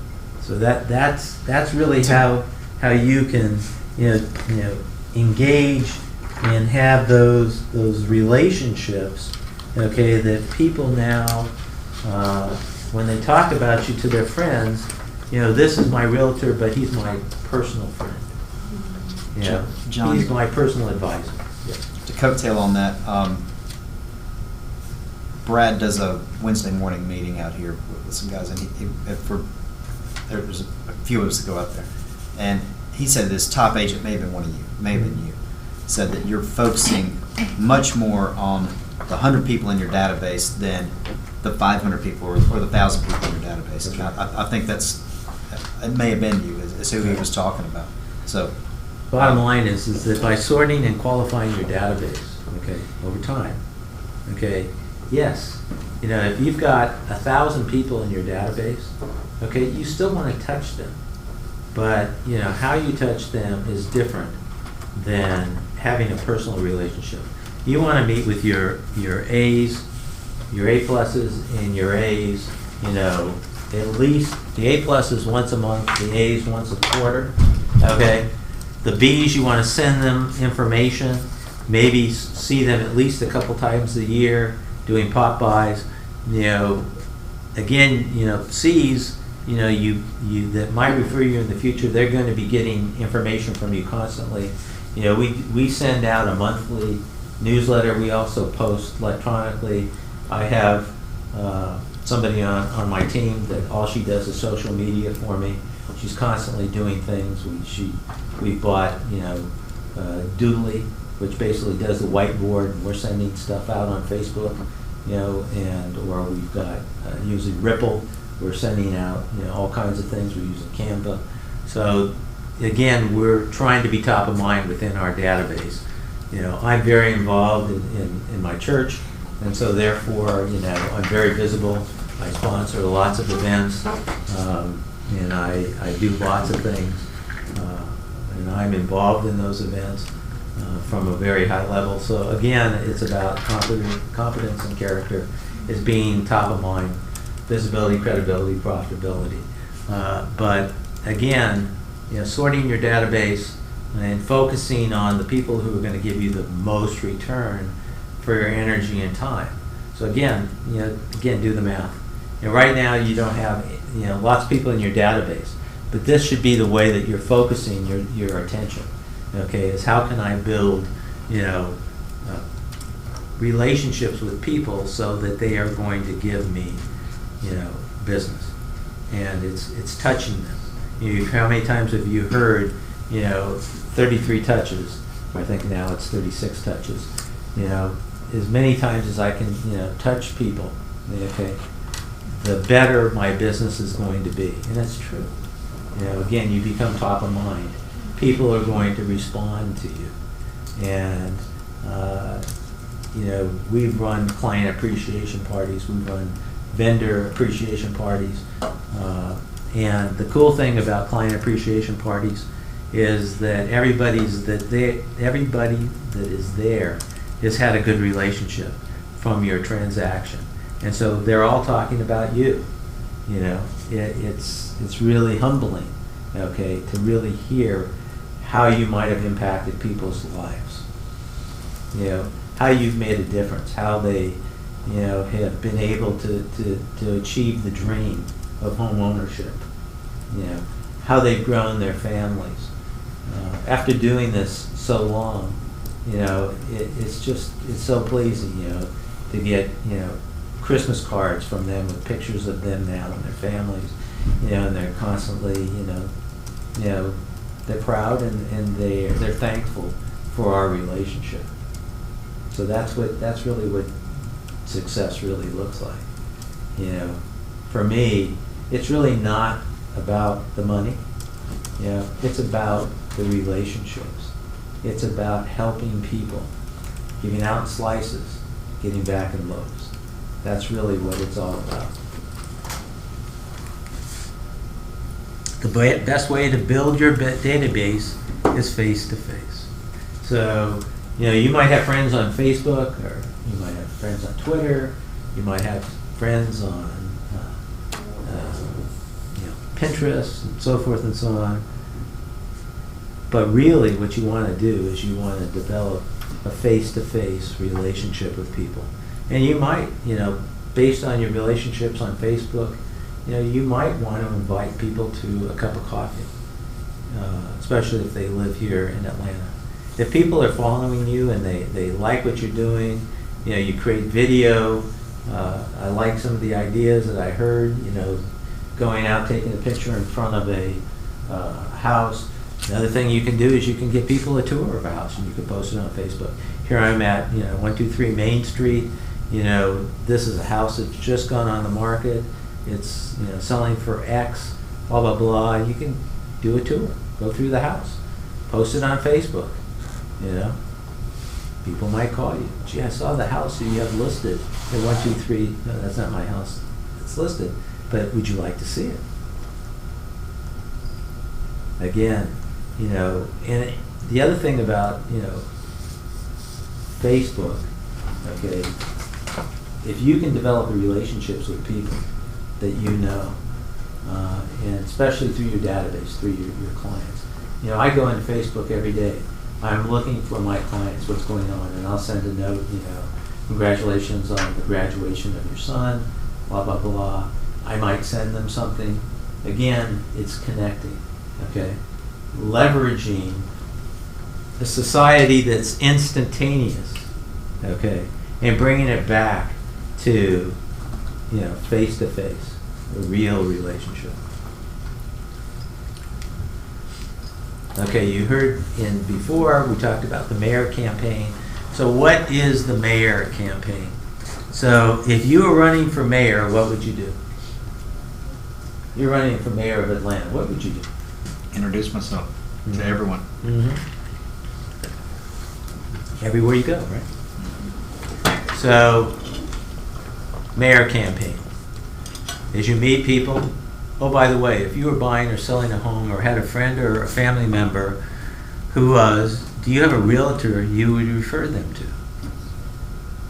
So if you're running for mayor, you'd say, do you have a candidate that you thought about voting for? Right. So in this case, you're saying, do you have a realtor you would refer to? And if they say, yes, then the next thing that you would say is, so who would that be? And they would say, well, my brother's a realtor, my sister-in-law's a realtor, my sister's a realtor, I have a friend I went to school with is a realtor. And you'd say, gee, that's great. But if for any reason that you're not pleased with the results that you're getting, and again, you're going to be sending stuff out, confidence and character, I'd appreciate the opportunity to serve you. Okay? The alternative, okay, for people you know well, oh, by the way, if you were buying or selling a home or had a friend or a family member who was, am I the realtor that you would refer them to? So again, now you're being very specific. Would you refer me? And then you'd listen. See what they say. If they said no, I don't have a realtor, then what would you do? Offer I'd to like be to be the a realtor. realtor. We'd say, well, I'd love the opportunity to serve you at the time that you are looking to buy or sell a home, or any of your friends and relatives are. And by the way, I have a client appreciation program that I do. Would you like to be on my client appreciation program? What I try to do in that program is send information out to the clients and let them know a little bit about what's going on in the real estate market, what's going on in their subdivision, what's going on, growth in Metro Atlanta, what's happening with housing in Metro Atlanta, what's happening with jobs in Metro Atlanta. It doesn't have to be about real estate. It could be anything. How to throw a party. Basically, what are you doing? Adding them to your database. You're adding them to the database, but you're giving them information. You're becoming important to them. You're becoming the expert about Atlanta. So now you're sending them something every month, okay? And you're going to be, looking over time, you're going to then go back to prioritizing your database. Some of those people might respond. They might be sending you referrals constantly. So therefore, you're going to go back and you're going to qualify and prioritize again. You always work on the premise that anybody that you meet and that you can help and develop a relationship with can become potentially an A+ client. So you treat them that way until the time comes that you've got to sort and qualify them and see where they stand within, the A to D, class A+ to D classification. Does that make sense? But again, so now that you put them onto your client appreciation program, Keller Williams is great with the material that they have, the information. You can pull off of the KW website. There's the video that comes out every month about what's happening in real estate. Tells you, from a national level what's going on. There's all kinds of information that you get here at the sales meeting. Brad is always constantly sending out, things that he reads or that Charlie gives him about what's happening in Metro Atlanta. So you have an opportunity to take advantage of all that, and you can mail it out to your database. Send a personal note. You can mail it to them. You can post it on Facebook. You have lots of different options that you can do. You know, I like to write personal notes. You know, probably some of the most successful people, you know, in the world were people who wrote personal notes and developed a personal connection, you know, with clients. You know, you get so much mail every single day, okay? But what attracts your attention is when you see a handwritten envelope from somebody, and you want to know, what is it? You open it up. So again, that is something that you want to do. So this dialogue, and it's on those sheets, you should internalize this dialogue, because this is something that you can do constantly. You should be qualifying, just like you're running for mayor, you know, and you're out there and you're looking for someone to vote for you. You want to know as much about people as you possibly can. So, you know, remember we talked about those coffee meetings and everything, and you basically are spending all the time listening to them and asking them, you know, about their business and how you can help them. And at the end, they say, "Gee, we spent this whole time talking about me. Okay, how about you? Well, by the way, if you were buying or selling a home or had a friend or a family member who was, do you have a realtor you would refer them to?" That's all you have to say. So now they're going to tell you.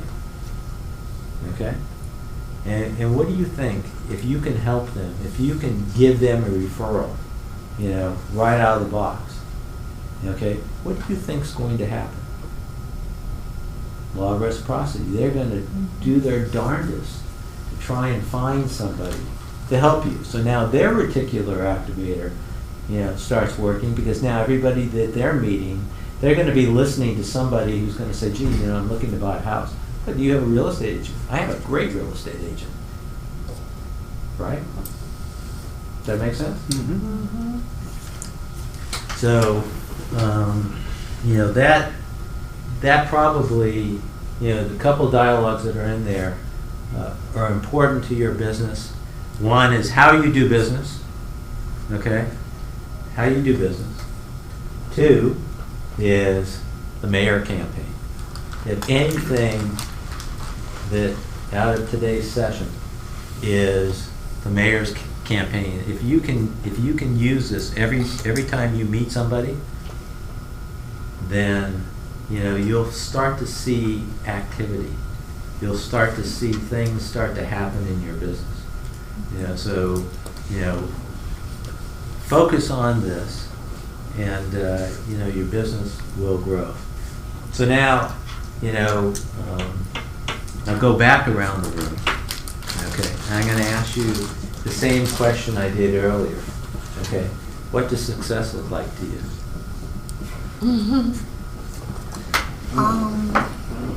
100% referral business.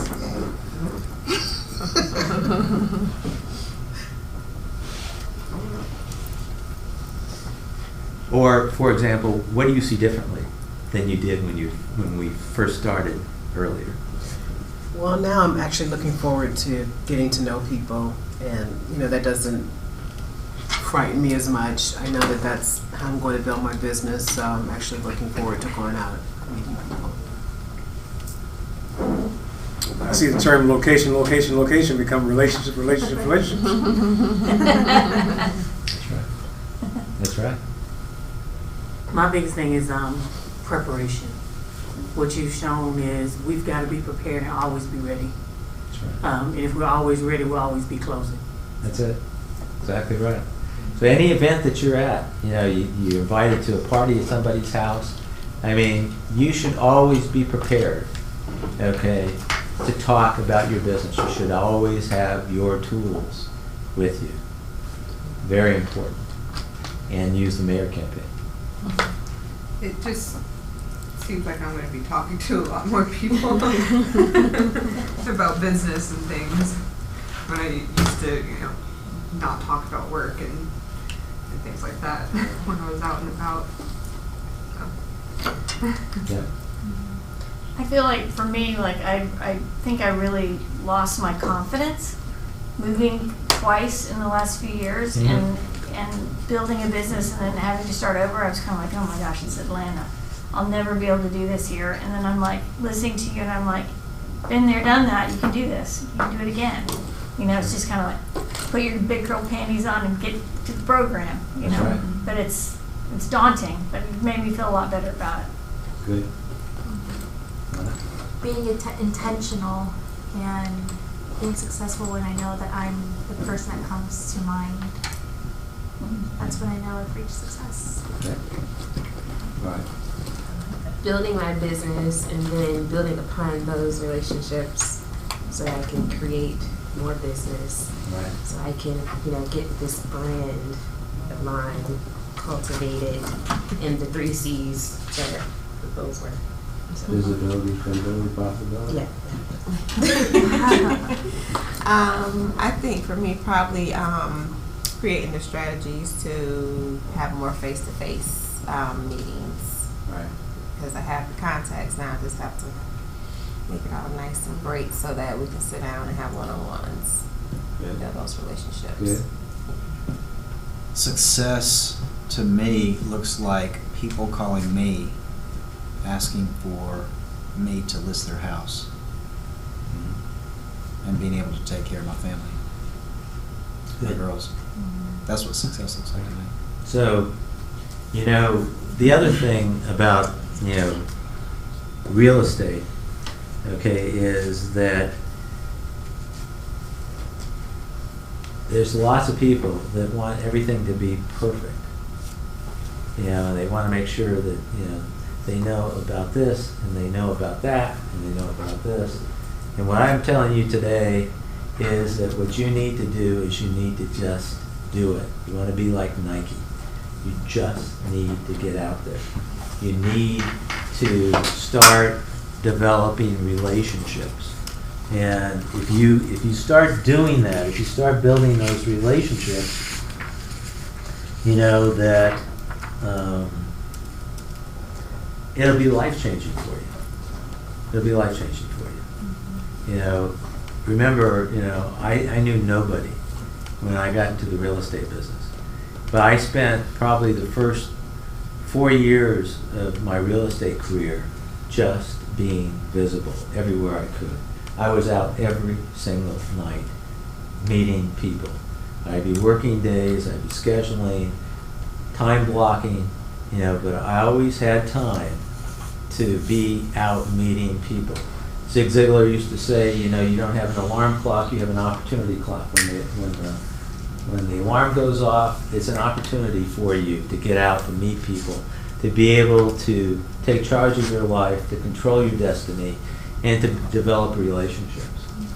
So that's really what you want to do, is you want to be able to make a difference in your life, to change your life, and you know, to be able to set those goals that are going to be meaningful for you. You know, and your goals, you know,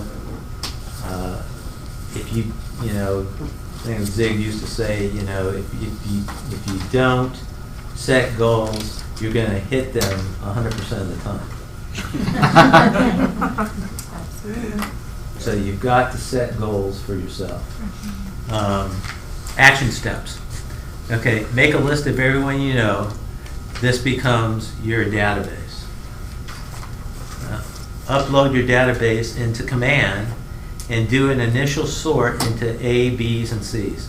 So how many of you are familiar with Command? Okay, so Command is the CRM that Keller Williams has that you can upload your database into. Do you use Command? Huh? Do you use Command? Okay. Yes. Now we used to use Top Producer, but now we're running parallel programs. So as Command gets stronger and stronger, so we're uploading and we're running a parallel on Command right now. Okay, each day call 5 people in your database and use the mayor campaign dialogue to qualify them.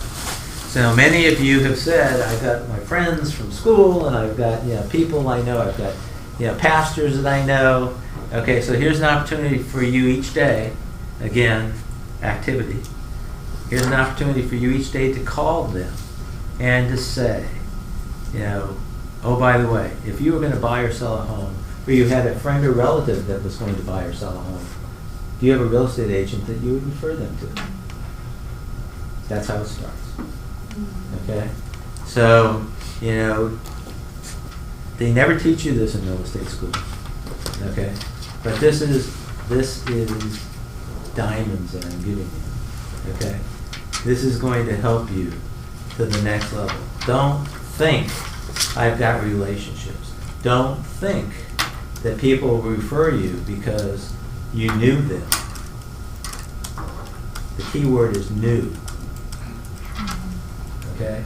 You've got to make sure that they know you, okay, and know what you do and trust you. And you have to ask. And you have to ask. Yeah. Yeah. Remember to track your activities and results in Command. So you can track those activities in Command so that you can start to see how it's going. You know, are these truly relationships that you have? Or are they just a list of names? Okay? What do you want? You want to have a list of relationships, not a list of names. Okay? And you want to be out there, you know, every day, you know, developing, you know, relationships. So, you know, this is an action steps for you to do. This will help you. You know, you're going to be learning a lot more things in Ignite. We've got some great speakers, seasoned agents who are going to give you great advice. Okay, but the key is that if you don't use it, okay, you'll never know what success looks like in real estate. Does that make sense? So, you know, I have something here that my real estate coach sends out things to us every month, and you know, one of the things. So I thought I'd share with you. Here's an opportunity for you to have some really good, you know, stuff. You know, after being in real estate all these years, you know, you're still always growing. So one of the things, come prepared to share one success you've had in your business or personal life over the past month. So we'll start again. We'll go around the room. And you can tell me, you know, what success have you had in your business or personal life in the past month? I mean, even for me, just getting back into this is a success. Mm-hmm. You weren't here yesterday, but I explained right after I initially got my license in 2015, I had to go home and get my mother and take care of her, and we did hospice, so I couldn't really focus on real estate. I had too much going on. And it was something I kind of brushed off as something I wasn't going to complete. Mm-hmm. So even just coming back and getting back into it, for me, is like a huge success, because something I really wanted to do, and yeah. That's great. Tony? Just sort of, you know, like I explained, I just moved in August, late August, and brought my mom in to live with me in September. Went to real estate school in November, got my license in December, and started this class. So I like that I'm constantly moving, and I'm really readying myself for success. Mm-hmm. So just taking it all in, and plan to do my action steps to continue to meet people. We move fast. That's good. Ralph? Yeah, it's a similar situation. I just started the real estate ideas this last year and got a license in November, and here I am. I mean, as far as I'm concerned, those 30 days to 60 days it went by pretty fast, but that's success to me. Good. I'm with them. I got my license on December 27th, and I'm ready to run. So that was my success. So my December 10th was my 18th anniversary. Awesome. My anniversary is the 9th, December 9th. So,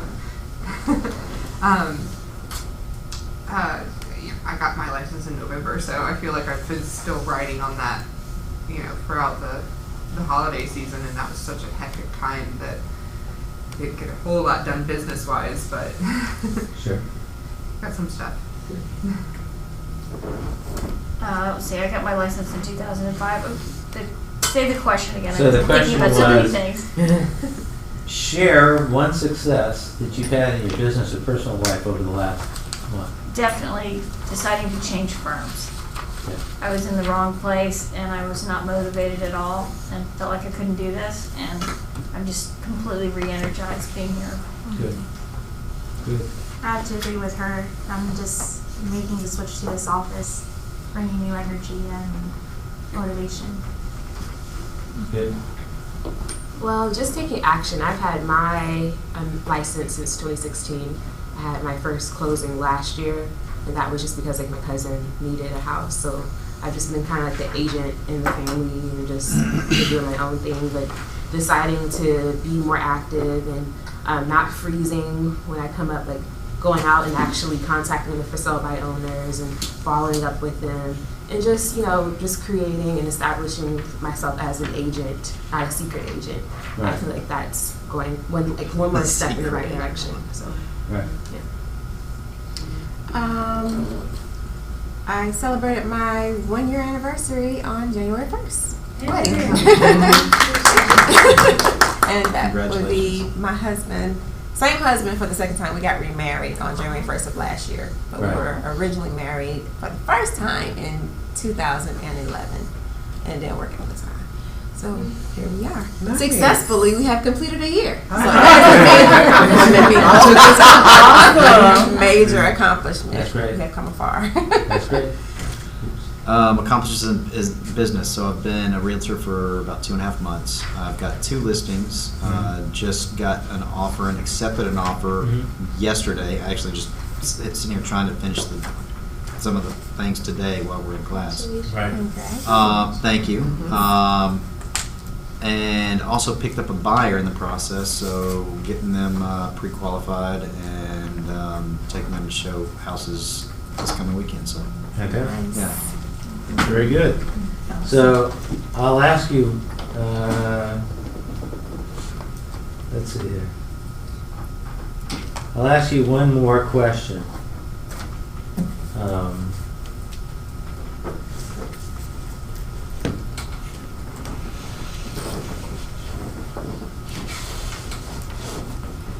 Share one business and one personal goal that you've set for 2020.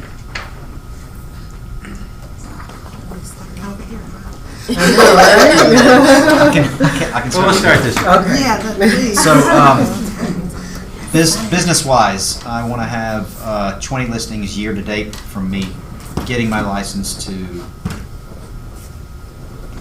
that 1 year.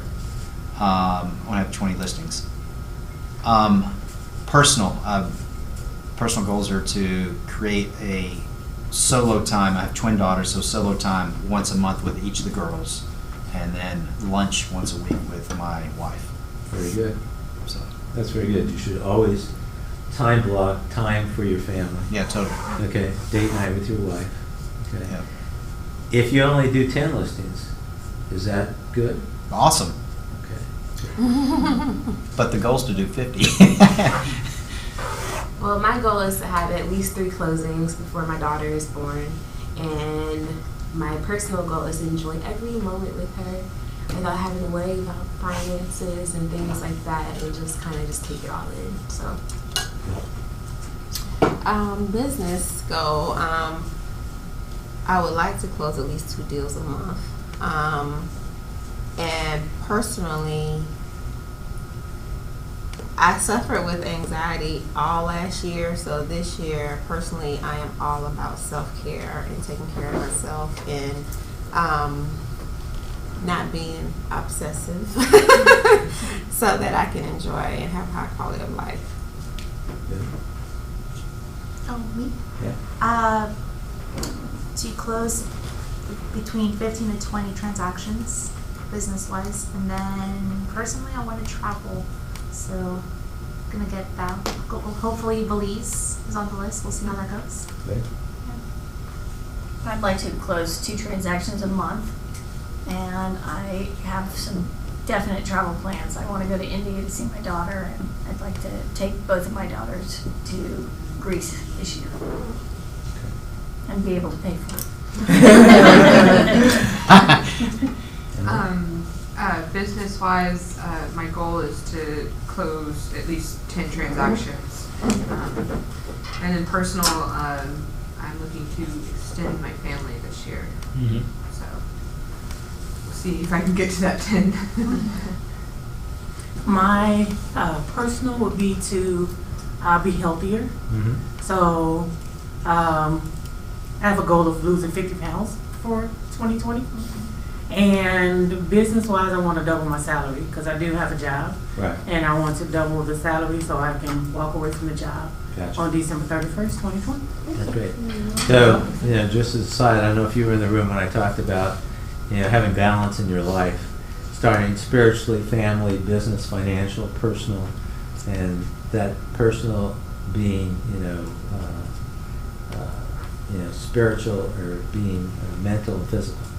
So again, if you work on one area of your life within the circles, it will help the other areas of your life. I have some big business goals. I've talked with Brad about it already. I want to close 40 transactions this year. Wow. And also want to, on the personal side, I want to get married again. Cool. All right. Cool. Do you need a referral? Well, I already have someone Well I'm said. seeing, so All right. I like to be able to cultivate the relationship to the point where it is a marriageable situation. That's good. Well, you can always use the mayor campaign. Well, since we're speaking on the topic of marriage, I celebrate my 30th anniversary in April, and we're going to Cabo. Fantastic. So I'm looking forward to that. And then on a personal goal, I don't want to. I shouldn't say this, but my personal goal right now is 12 transactions, like Right. one a month, and hopefully I'm going to exceed that goal. So that's where I am. Very good. My business goal for this year is to make 6 figures on my own. Last year I set that benchmark for my household, Right. and we reached it. So now I just want that to be me. On a personal level, I've done a lot to fix my credit. I got my credit score up like 120 points with all 3 agencies. All right. So now we're working on finding a home that we want to close on. So Fantastic. that's my personal goal this year. Fantastic. And some weight loss, because Right. I gained 50 pounds since I moved to Georgia in the last year. You'd be surprised what happens to confidence when you lose weight in your mindset. It's just too much fried chicken and sweet tea. Like It's a great diet. So Delicious diet, I should say. Now I'm like doing keto and plant-based and stuff like Good. this year. read a book, Fit for Life, by Yes. Dr. Joel Furman. So, I heard lots of different types of goals. But I'll give you a very simple goal. Okay, is that you have to ask yourself, how many referrals do you need in order to close one transaction? So if you've been in business a long time, basically a referral typically turns into a paycheck. If you're a new agent, it's not so simple. You got to work harder because you got to do all the things that we talked about. So, basically, I would, if I was starting all over again, I would say if I can close one transaction a month, that's 12, okay? And the average commission on that would be, say, $8,000. So again, you're looking at numbers, what price point you're looking at closing. Okay, so if you can close 12 times 8, that's $96,000 a year. Okay? And after taxes and everything, you might net, maybe $70,000. $70,000 isn't so bad. That could take you, to the level in your life where you don't have to, worry so much. And at the same time, those 12 closings can become 12 advocates. Those 12 closings, if you can get referrals from those 12 people, as we said, you have an opportunity to get 3 referrals, okay, during the transaction. Okay, then what are you doing is you're setting yourself up for the next year to maybe do 2 a month. Okay, So 2 a month, using the same formula, is almost $200,000 a year, right? And I don't think anybody would balk at $200,000 a year. That probably would definitely take you out of that job, right? Yes. Okay. And for most of you, it'd be life-changing. So what I say to all of you is be conservative, okay? Focus on building a referral-based business, okay? And if you plan 12 and you do, 16, that's not so bad. If you plan 12 and you do 10, that's still not so bad. But sometimes what people do is they plan, they're too aggressive in their planning, and they don't hit the target. And then they get down. And then they start to wander. And they then, leave the real estate business. So what I'm saying to you is don't do that. Don't plan too high. Be realistic. Work on developing your business. Work on having balance in your life, and you'll be successful real estate agents. Any questions? Yes. So which one are you? Are you the dabbler? What was the second one? I think he's the second one. What was the second one? Obsessive. Obsessive, or are you the hacker? He's obsessed. I'm obsessed. If you didn't know that. I don't judge. I want to ask. So I like Try to read people from now on. See what category they're in. I like to win. Figure it out. I like to win. I don't like Yeah. to lose. CEO, high producer. Yeah, he's obsessive. Any other questions? Not a question. I just wanted, I appreciated this session because I am like a dabber / obsessive. Mm-hmm. And by that, what I mean is there's been things I want to do. I immerse myself in it. Mm-hmm. I get good at it. It's still in my repertoire, Mm-hmm. and I use it still. And when you were talking about doing like the housewarming party and everything and giving gifts, I just saw where the other enterprises that we have can feed into the real estate. I've done event planning, so I could easily throw a housewarming party.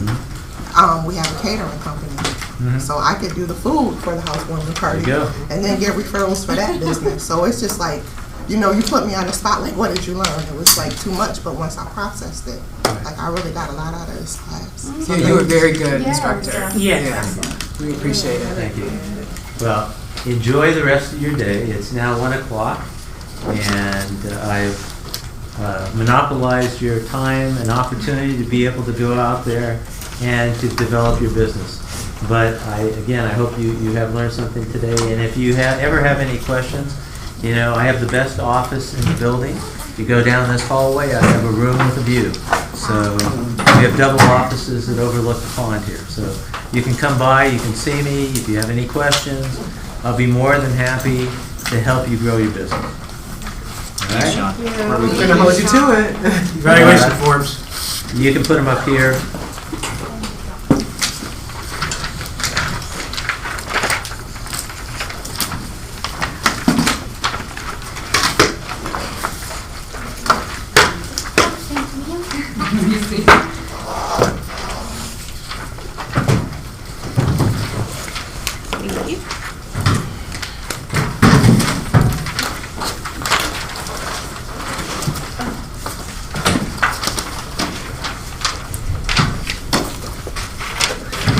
Remember, oh, by the way, I'm never too busy for any of your referrals.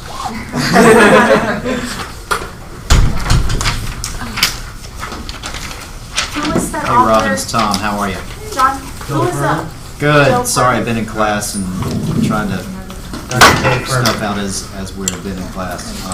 I just sent all that stuff over. I thought you had the other items. I apologize.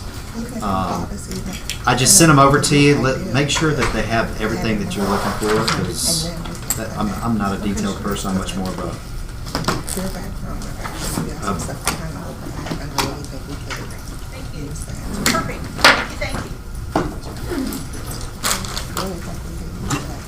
No, that's not my forte.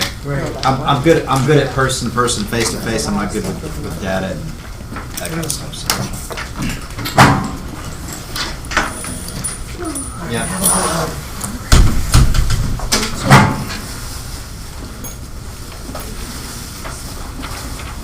What do you need where?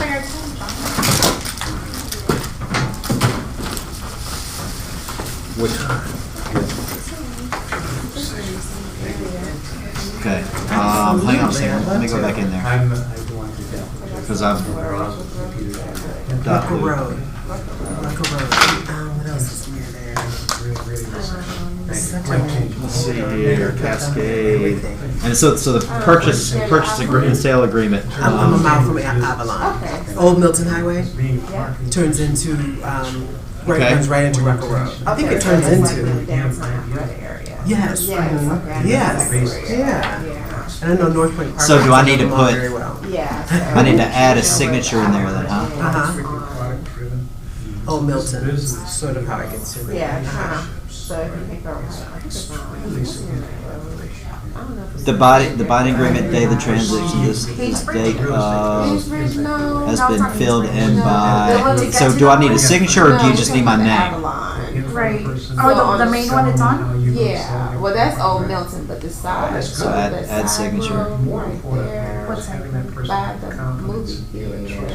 I was just trying Sure, to give her a sure. pinpoint of how you like get to me. So if you go down that side road, get straight down, you go to Deerfield Parkway, it's going straight into the Okay, parkway. cool. So it doesn't sound far at all. No, we're not far at all. Absolutely. Now the thing is to dig deeper. Those people that you know. Mhm. Girl. Yeah. Yep. I got it. Sure, 301. How we go to there? That's right. 404. So it's very good. 1622. Yeah. And as I said, I spoke to Brad about trying to, it's a huge goal. Here's a stage. What was your last name? King. Stretch. Yeah. Always had that within this is why I put that out there. But like you said, if you don't hit your 40, suppose you hit 28. Right. Still not great. Right. Still did great. But if you start God, I'm just going to call you just so we're you're regular. not motivated to do much of anything. So I was one of those guys who's fun all over my For me? Perfect. Yeah, definitely we got to get together. We're so close. How can we not? Right. That only makes sense. Yeah. Alright. Well, I hope your son is better. Yeah, I'm about to go home and check on him Yeah. now. Thank you. How old is he? 9. Yeah, so he's a little big man, but still a little baby. Oh, of course. Is that your only one? No, my daughter actually is a freshman at UGA. Wow. Big span and difference. Yes, very large gap. But I love the story of you remarrying your husband. I love that. It's Such a romantic. It's been a journey, but we have you're trying to grown go 8. together. We're actually from the same hometown, Which is where? South Carolina. Okay. A very small town called Manning. And we grew up together. And again, that's not And then, bad. That's he not bad. graduated with Charlotte That's not bad. School. Thanks again. All right, you take care. We dated on and off for many years, and then we got married in 2011, and it was like, we was like, How long? I don't know, just stayed there for 18 months, excuse me. Enjoyed your classroom. 18 years, 18 months. Months. Months. And then we just kind of had to go. Any deals I get the West End, I'll send it to you. Yeah. Okay, Fantastic. You Yeah. got to know him, and when you live together sometimes. I'll have some by the end of the But month. then you have that appreciation to come back to each other. And you Yeah. have your son. You 35 years. 30 years. 30. Don't make me that old. Supposed to not believe the 30 part. 39. 39, okay. Jack Benny. All right, well, y'all have a good Thank one. you, too. All right, thank you. So are you teaching anymore? No, I think that this is the class they gave me. Oh, This is the come class back. that- This is the class that I know a lot about. Okay, I'm sure there's some other class that you know a lot about. So just tell her that you will be on the standby if they can't make it. Okay. Because we really I have enjoy a quick it. question for you. Sure. So I've tried to go in and learn about command, Yeah. and I'm failing miserably Right. at finding information on how to run it and videos and that kind of stuff. Where can I find that? If you talk to Pete English, have you spoken to Pete? I have not. I need to meet Pete because everybody keeps talking. Everybody talks about Pete. Pete, his office door is right there past Stacy's. Okay. So, just schedule an appointment with him, and he can help you. Perfect. Because I need to do that. I was texting Christmas Day for about 3 hours, and so I was in the middle of the living room, trying to have a conversation. Then I get back to text, and then and I'm like, one of my buddy, Tony Toich. Do you know Tony? No, I don't know him, but You know who he is? yeah. Okay. Tony and I are pretty good friends, and so that's kind of my guy that we're kind of pushing each other. Right. Anyway, Tony said, "Did you do that on command?" He said, you could have done it your whole deal in like 3 minutes. I was like, okay. Yeah. That's what I need to learn. That's right. So, That's great. yeah. So, anyway, so I'll go talk to Pete. Let's see where Stacy is.